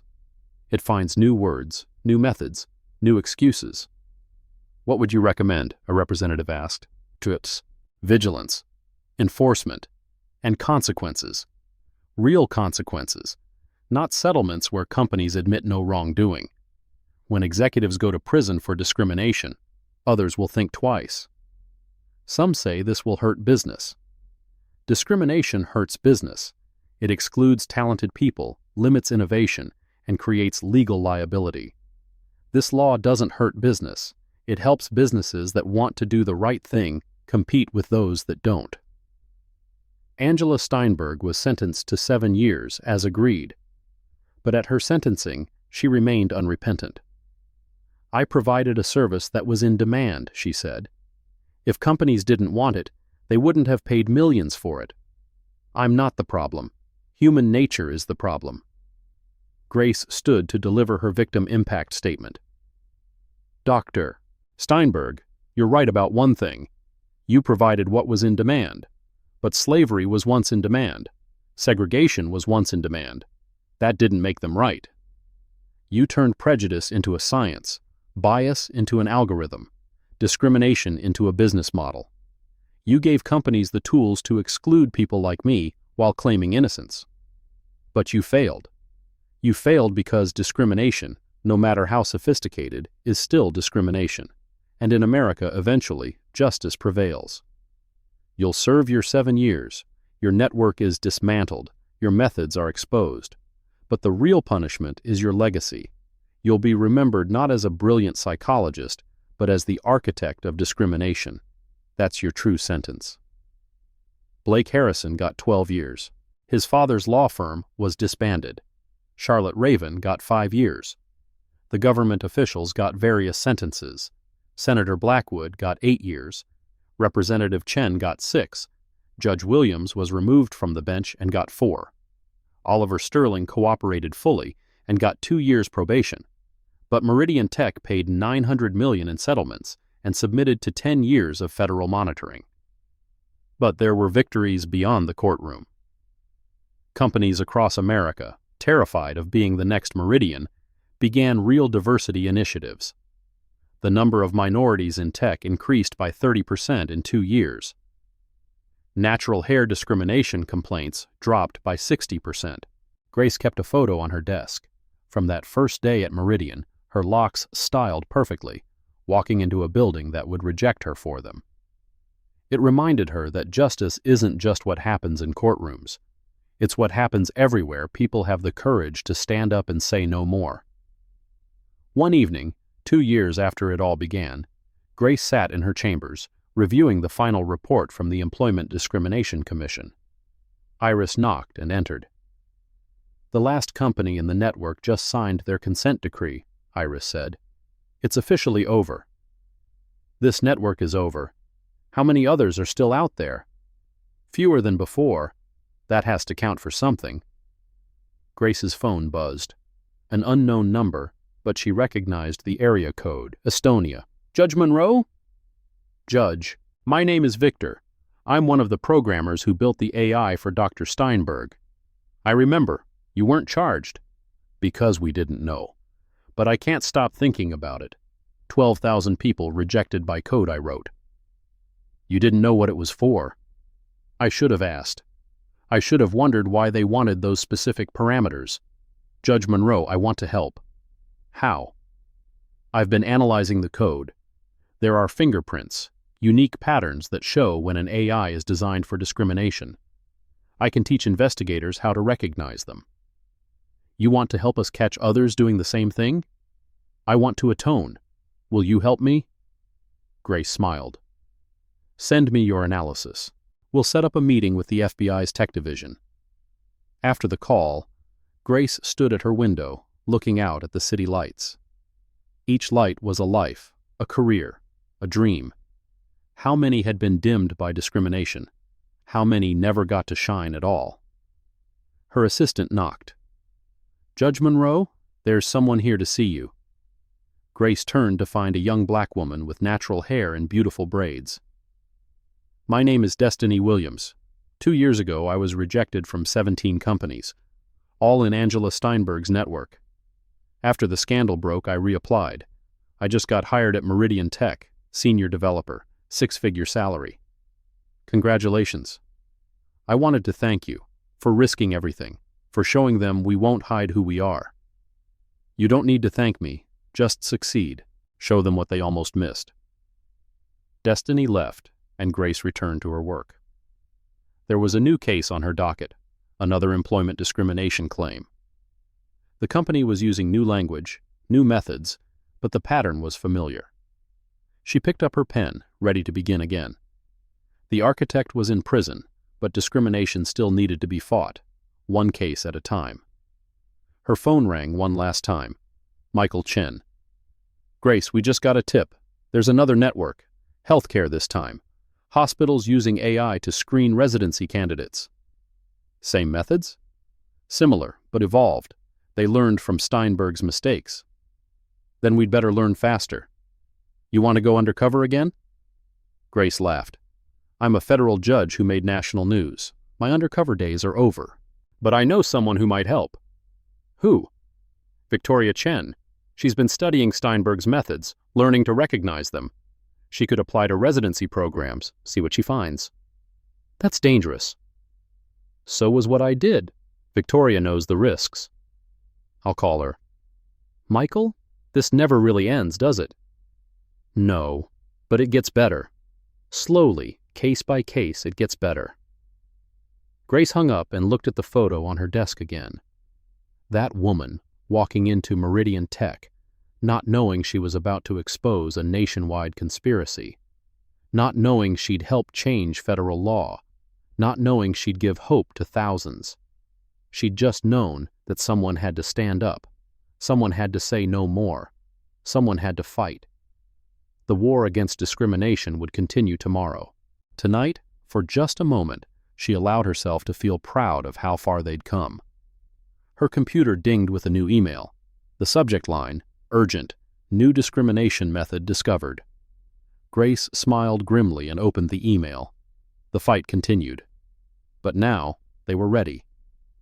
Years later, Grace would look back on the Meridian Tech case as the beginning, not the end. It sparked a national reckoning with employment discrimination, led to 3 federal laws, and resulted in over 200 convictions. Angela Steinberg served 5 years of her 7-year sentence, released early for cooperation. She wrote a book from prison, The Architecture of Bias: How I Taught America to Discriminate. The proceeds, by court order, went to discrimination victims. Blake Harrison served 8 years of his 12. When released, he was unemployable in HR. Last anyone heard, he was working at a car dealership in Nevada, selling used cars to people who didn't know his name. Charlotte Raven served 3 years and now works as a witness in discrimination cases, testifying about how companies hide their bias. She's found a kind of redemption in exposure. Oliver Sterling's company, Meridian Tech, survived but transformed. Under federal monitoring, they became a model for diversity. Their workforce is now 43% minority. Their CEO is a black woman with natural hair, Monica Cross, Ethan's sister. Ethan Cross himself became a leader in AI ethics, teaching companies how to build algorithms that prevent rather than perpetuate bias. He still sends Grace updates on new discrimination methods he discovers. Victoria Chen founded a nonprofit that trains people to recognize and document employment discrimination. She's helped expose 17 more discrimination networks. And Grace? She remained on the federal bench, but she was forever changed. Every case that came before her was viewed through the lens of lived experience.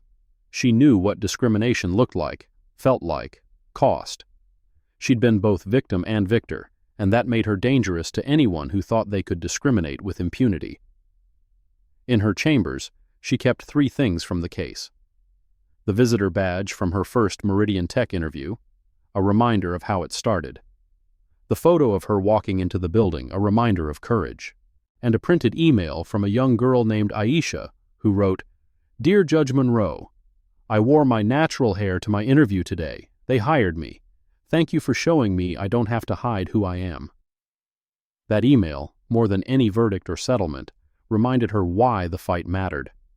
Discrimination would evolve, find new forms, new languages, new technologies, but so would justice. And Grace Monroe would be ready. The system had tried to reject her for her hair. Instead, she'd torn the system down. And from its ruins, something better was being built. One case, one verdict, one victory at a time. The war against discrimination wasn't over. But for the first time in generations, justice was winning. The federal courthouse in San Francisco had become a pilgrimage site of sorts. Law students, civil rights activists, and discrimination victims would stand outside, taking photos where Judge Grace Monroe had announced the exposure of the Steinberg network. Someone had even installed a plaque. Here, justice defeated prejudice. Grace noticed them sometimes from her chamber's window, 5 floors up. Today, a group of young black women in business suits posed together, their natural hair worn proudly. One held a sign, "Future Lawyers Against Discrimination." Her assistant knocked. "Your Honor, there's a Marshall Peterson here. Says you're expecting him?" Grace checked her calendar. She wasn't expecting anyone named Peterson. "Send him in, but alert security to stand by." The man who entered was young, white, nervous, Ivy League bearing, expensive suit, the kind of manicured appearance that screamed corporate consulting. "Judge Monroe, thank you for seeing me. I'm not actually Marshall Peterson." Grace's hand moved toward her panic button. "Who are you?" "My name is James Whitfield. I'm an executive at Prometheus Consulting." "Should I know that firm?" "No, that's the point. We're what replaced the Steinberg network." Grace felt her blood chill. "Replaced?" "After you destroyed the old system, there was a vacuum. Companies still wanted guidance on maintaining their cultures. Prometheus filled that vacuum." "You're telling me you're running a new discrimination network?" "No, yes, it's complicated." James sat down uninvited, hands shaking. "We don't discriminate, not technically. We've learned from Steinberg's mistakes." "Explain." "We use predictive analytics, personality assessments, cultural alignment scores, all race-neutral on the surface, but designed to exclude minorities, designed to preserve existing corporate dynamics. If those dynamics happen to be predominantly white." Grace studied him. "Why are you here?" "Because I helped build something monstrous and I can't live with it anymore." He pulled out a flash drive. "Everything's on here. Our algorithms, client list, training materials. But Judge Monroe, it's worse than Steinberg." "How could it be worse?" "Steinberg discriminated at the hiring stage. We go deeper. We've created systems that identify minorities who somehow get hired and ensure they never advance. Micro-performance reviews, subjective metrics, isolation techniques.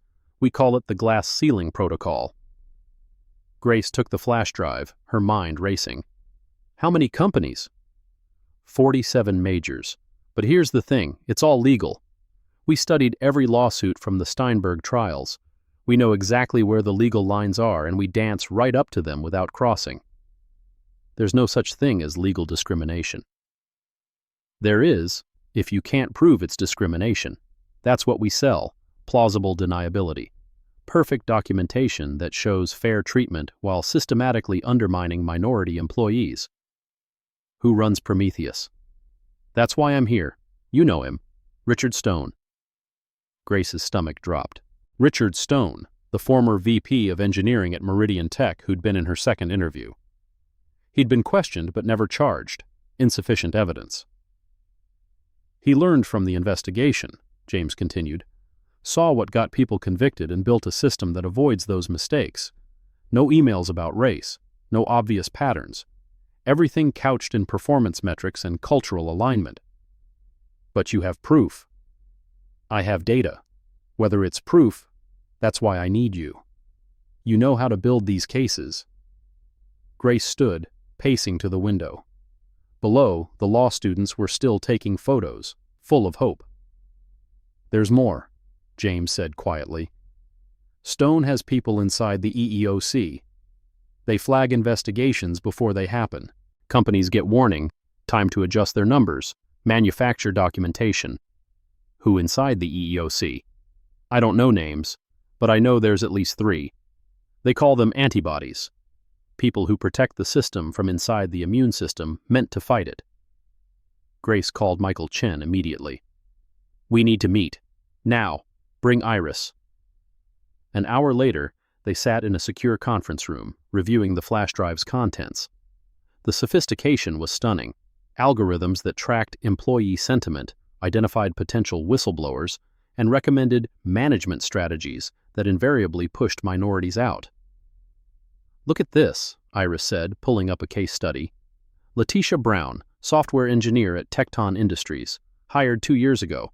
The system flagged her as a cultural misalignment risk on day 1. Based on what? Her name, her address in Oakland, her Howard University degree. All fed into an algorithm that assigns a integration probability score. Hers was 12%.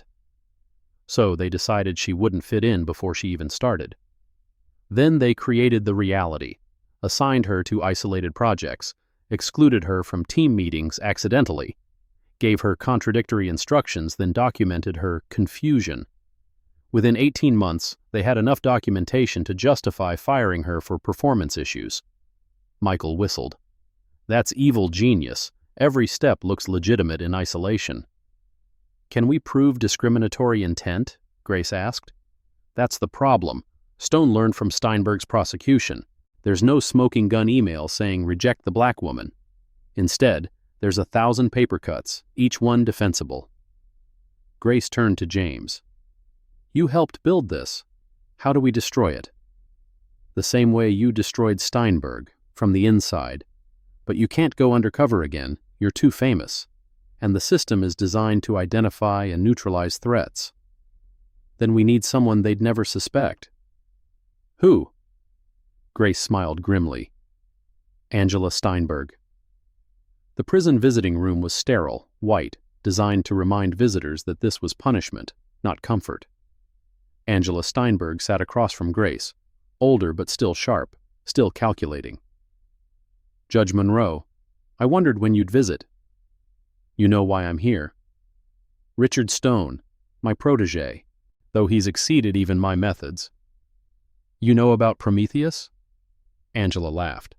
I designed the theoretical framework from in here. Richard visited me every month for the first year, taking notes. He wanted to know how I'd fix the vulnerabilities in my system. And you told him? Why not? I had nothing left to lose. And I was curious if it could be done. Perfect discrimination. Legally bulletproof. There's no such thing. Isn't there? 2 years of Prometheus operating, 0 successful lawsuits. The closest anyone got was the Brown case, and Tecton's lawyers destroyed her in court. Made her look paranoid, incompetent, angry. The classic stereotypes, weaponized through performance reviews. You're proud of this? I'm impressed by it. It's everything I tried to build, but better. More subtle, more sophisticated, more devastating. Grace leaned forward. Help me destroy it. Why would I do that? Because Richard Stone betrayed you.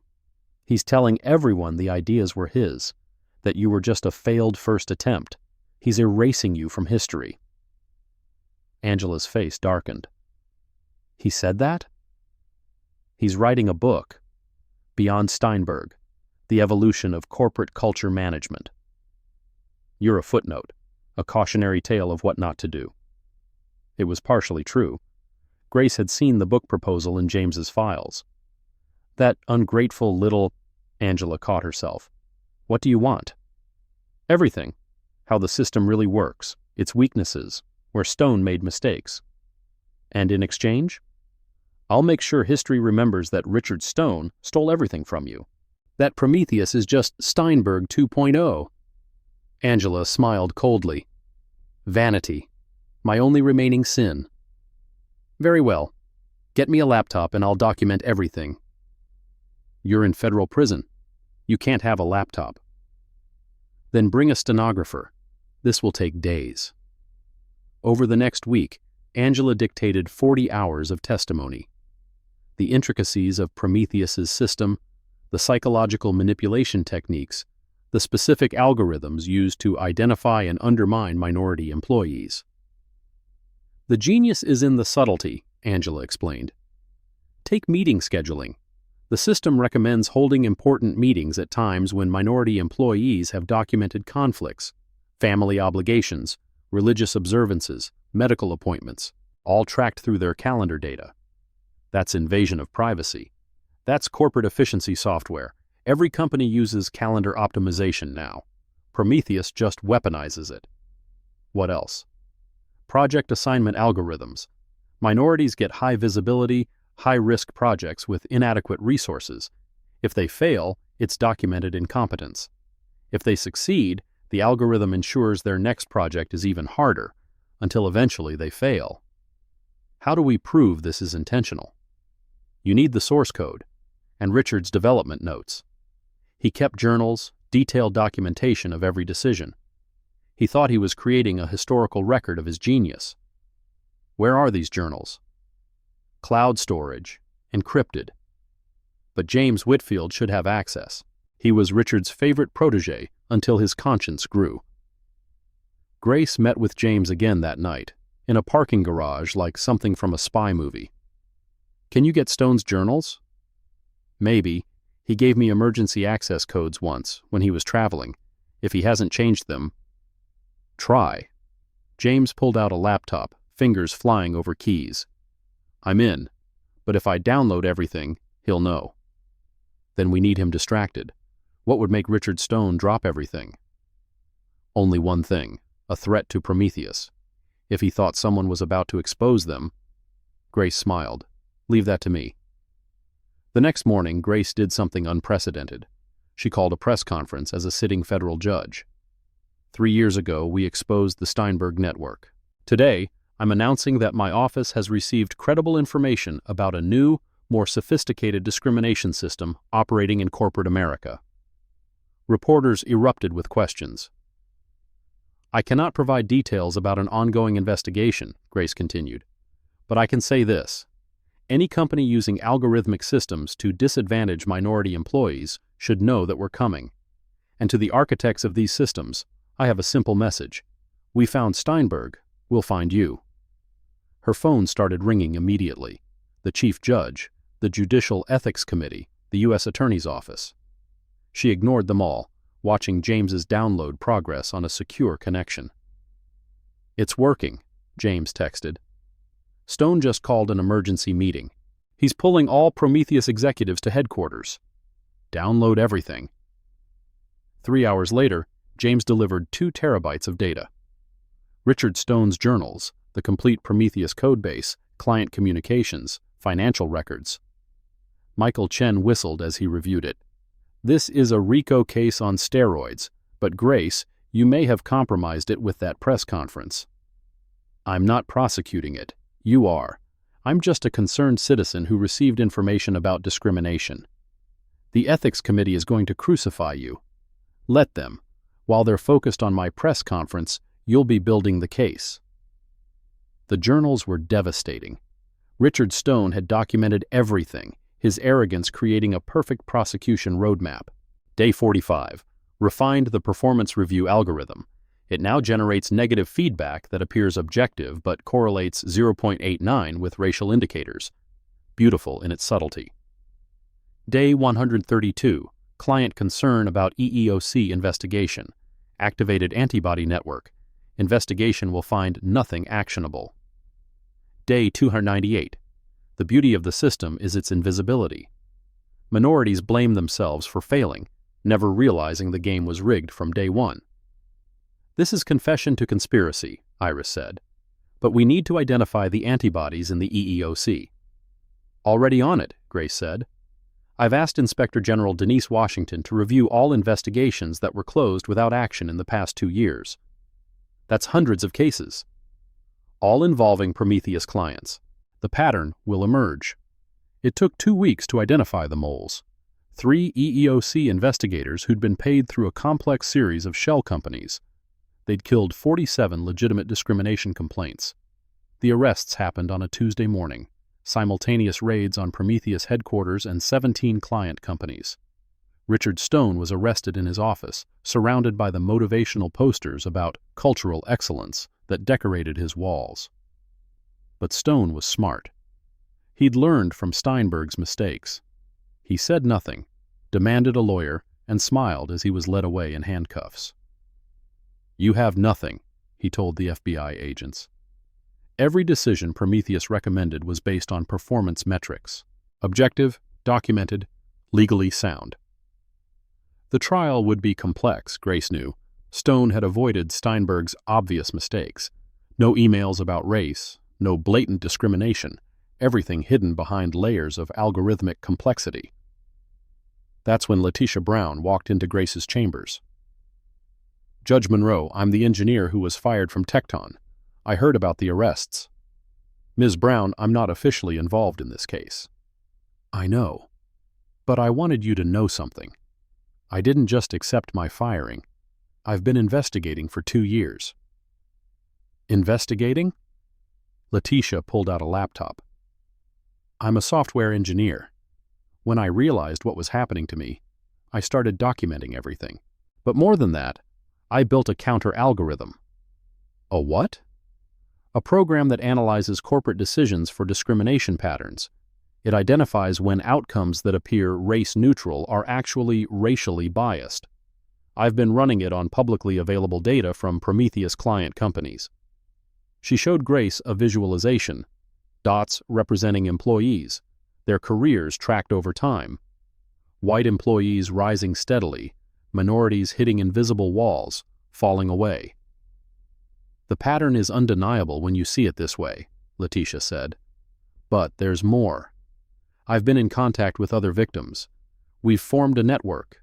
342 engineers, analysts, and developers who were pushed out by Prometheus systems. What do you want?" "To testify. All of us. To show the jury not just data, but faces, stories, careers destroyed by algorithms." The trial of United States versus Richard Stone and Prometheus Consulting became the most watched legal proceeding since the Steinberg trials. But where Steinberg had been overtly discriminatory, Stone's defense was sophisticated. "My client created performance management software," his attorney argued. "If that software happened to identify underperforming employees who happened to be minorities, that's correlation, not causation." The prosecution, led by Michael Chen, built their case methodically. First, the technical evidence, code comments showing racial considerations, algorithms weighted to disadvantage certain zip codes and universities. Then, the witness testimony. Letitia Brown was devastating, walking the jury through how the system had systematically isolated and undermined her. "Every success was minimized in my reviews," she testified. "Every minor mistake was magnified. My white colleague forgot to submit a report and got a verbal reminder. I was 5 minutes late to a meeting because the system scheduled it during my documented lunch break, and it went in my permanent file." But the turning point came when Angela Steinberg testified via video link from prison. "Mr. Stone visited me 18 times, she said. Each time he asked how to improve my system, how to make discrimination undetectable. I told him exactly how to do it, and he followed my instructions precisely." "Why would you help him?" the prosecutor asked. "Because I wanted to see if it could be done. Perfect discrimination. Legal apartheid. Richard Stone proved it could be." "And you're proud of this?" "I'm disgusted by it. I discriminated openly and went to prison. Richard discriminated secretly and made millions. At least I was honest about my prejudice." Stone's attorney tried to discredit her. "Dr. Steinberg, aren't you bitter about your conviction? Wouldn't you say anything to implicate others?" Angela laughed. "I'm in prison for 7 years. Nothing I say changes that. But Richard Stone stole my ideas, perfected them, and then erased me from history. Yes, I'm bitter, but I'm also telling the truth." The jury deliberated for 6 days. Grace waited in her chambers, officially uninvolved but checking news updates constantly. The verdict: guilty on all counts. Conspiracy to violate civil rights, racketeering, wire fraud, obstruction of justice. Richard Stone was sentenced to 15 years, 5 more than Steinberg, because, as the judge noted, you learned from her mistakes not to abandon discrimination, but to hide it better. Prometheus Consulting was dissolved. Its client companies faced a combined $3 billion in settlements. The EEOC antibodies got 5 to 7 years each. But the real victory came later. Letitia Brown's counter-algorithm was adopted by the Department of Labor as a standard tool for identifying discrimination. Companies now had to run their employment data through it quarterly, with results published publicly. Grace stood in her chambers, looking at the news coverage. Another network destroyed, another victory for justice. But she knew the truth. Discrimination was like a virus, always evolving, always finding new hosts. Her phone rang. Unknown number. Judge Monroe, my name is Dr. Sarah Chen.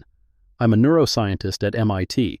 I've been approached by several companies about developing hiring assessments based on brain scans. They claim they want to identify cognitive potential, but the parameters they're requesting would effectively screen for cultural backgrounds. Neurological discrimination? That's what I'm afraid of. They're calling it cognitive culture fit. Judge Monroe, they're trying to discriminate at the biological level now. Grace sighed. Send me everything you have. We'll need to stop this before it starts. She hung up and looked out at the city. The law students were gone, but new ones would come tomorrow. They'd take pictures and talk about justice, and believe the war was won. Grace knew better. The war never ended. It just moved to new battlefields. But she also knew something else. They were ready. A network of fighters, watchers, witnesses. People like Letitia Brown, turning their pain into power. People like James Whitfield, choosing conscience over comfort. Even people like Angela Steinberg, whose pride could be weaponized for justice. Her assistant knocked.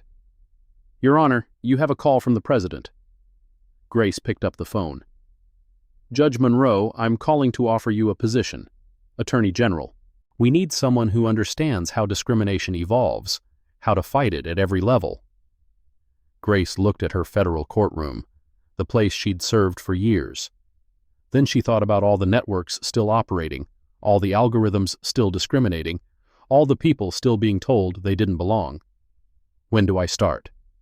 6 months later, Attorney General Grace Monroe stood before Congress, proposing the Algorithmic Justice Act. Technology changes, she said. Discrimination evolves. But justice must evolve faster. This act makes algorithmic discrimination a federal crime, requires transparency in all employment AI, and creates a task force to identify and prosecute new forms of bias. Some say this will stifle innovation, a senator challenged. Innovation that depends on discrimination isn't innovation. It's regression with better technology. We don't need to choose between progress and justice. We need progress toward justice. The act passed. Not unanimously, nothing ever was, but decisively. That night, Grace received a letter. No return address, but she recognized the handwriting. Angela Steinberg. Congratulations, Attorney General. You've won every battle. But the war you're fighting is against human nature itself. People will always find ways to exclude those they fear or don't understand. You can destroy networks, imprison architects, pass laws, but you can't change hearts through prosecution. That takes something else entirely. I wonder if you know what that is. A.S. Grace set the letter aside. Angela was right about one thing. Laws alone couldn't change hearts, but they could change behaviors. And changed behaviors, sustained long enough, could eventually change hearts. She thought of the young black women taking photos outside the courthouse, wearing their natural hair proudly. They weren't just taking pictures. They were claiming space, asserting their right to exist as themselves in professional spaces. That was the real victory. Not the prosecutions or settlements, but the slow, steady normalization of diversity. The gradual realization that cultural fit had always been code for fear. Her phone buzzed. Another unknown number. Another whistleblower. Another network to investigate. Grace smiled grimly and answered the call. The war continued, but for the first time in American history, justice had the momentum, and Grace Monroe would make sure it never lost it again.